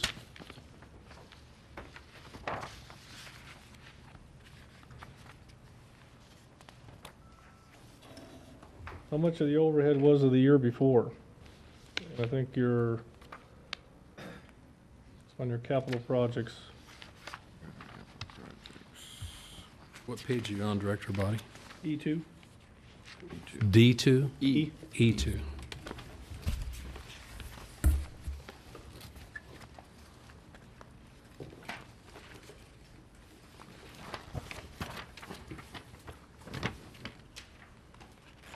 And which line?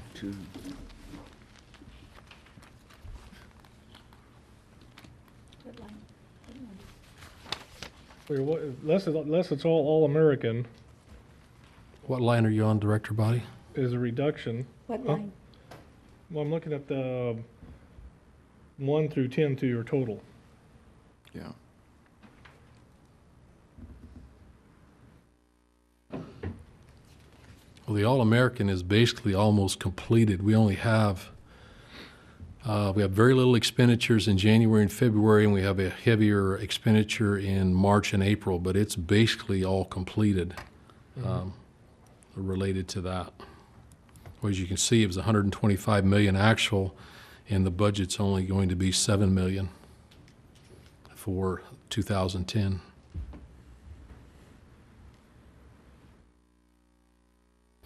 You noticed our other went up, which is Caltrans. It went from 9.5 to 12.9. It went up on the higher side.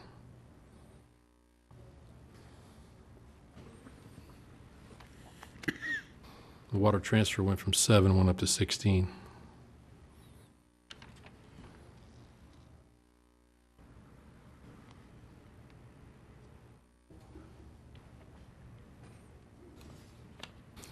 The All-American Canal will be completed in March, basically. So we just have a couple tie-ins left, and that's about it.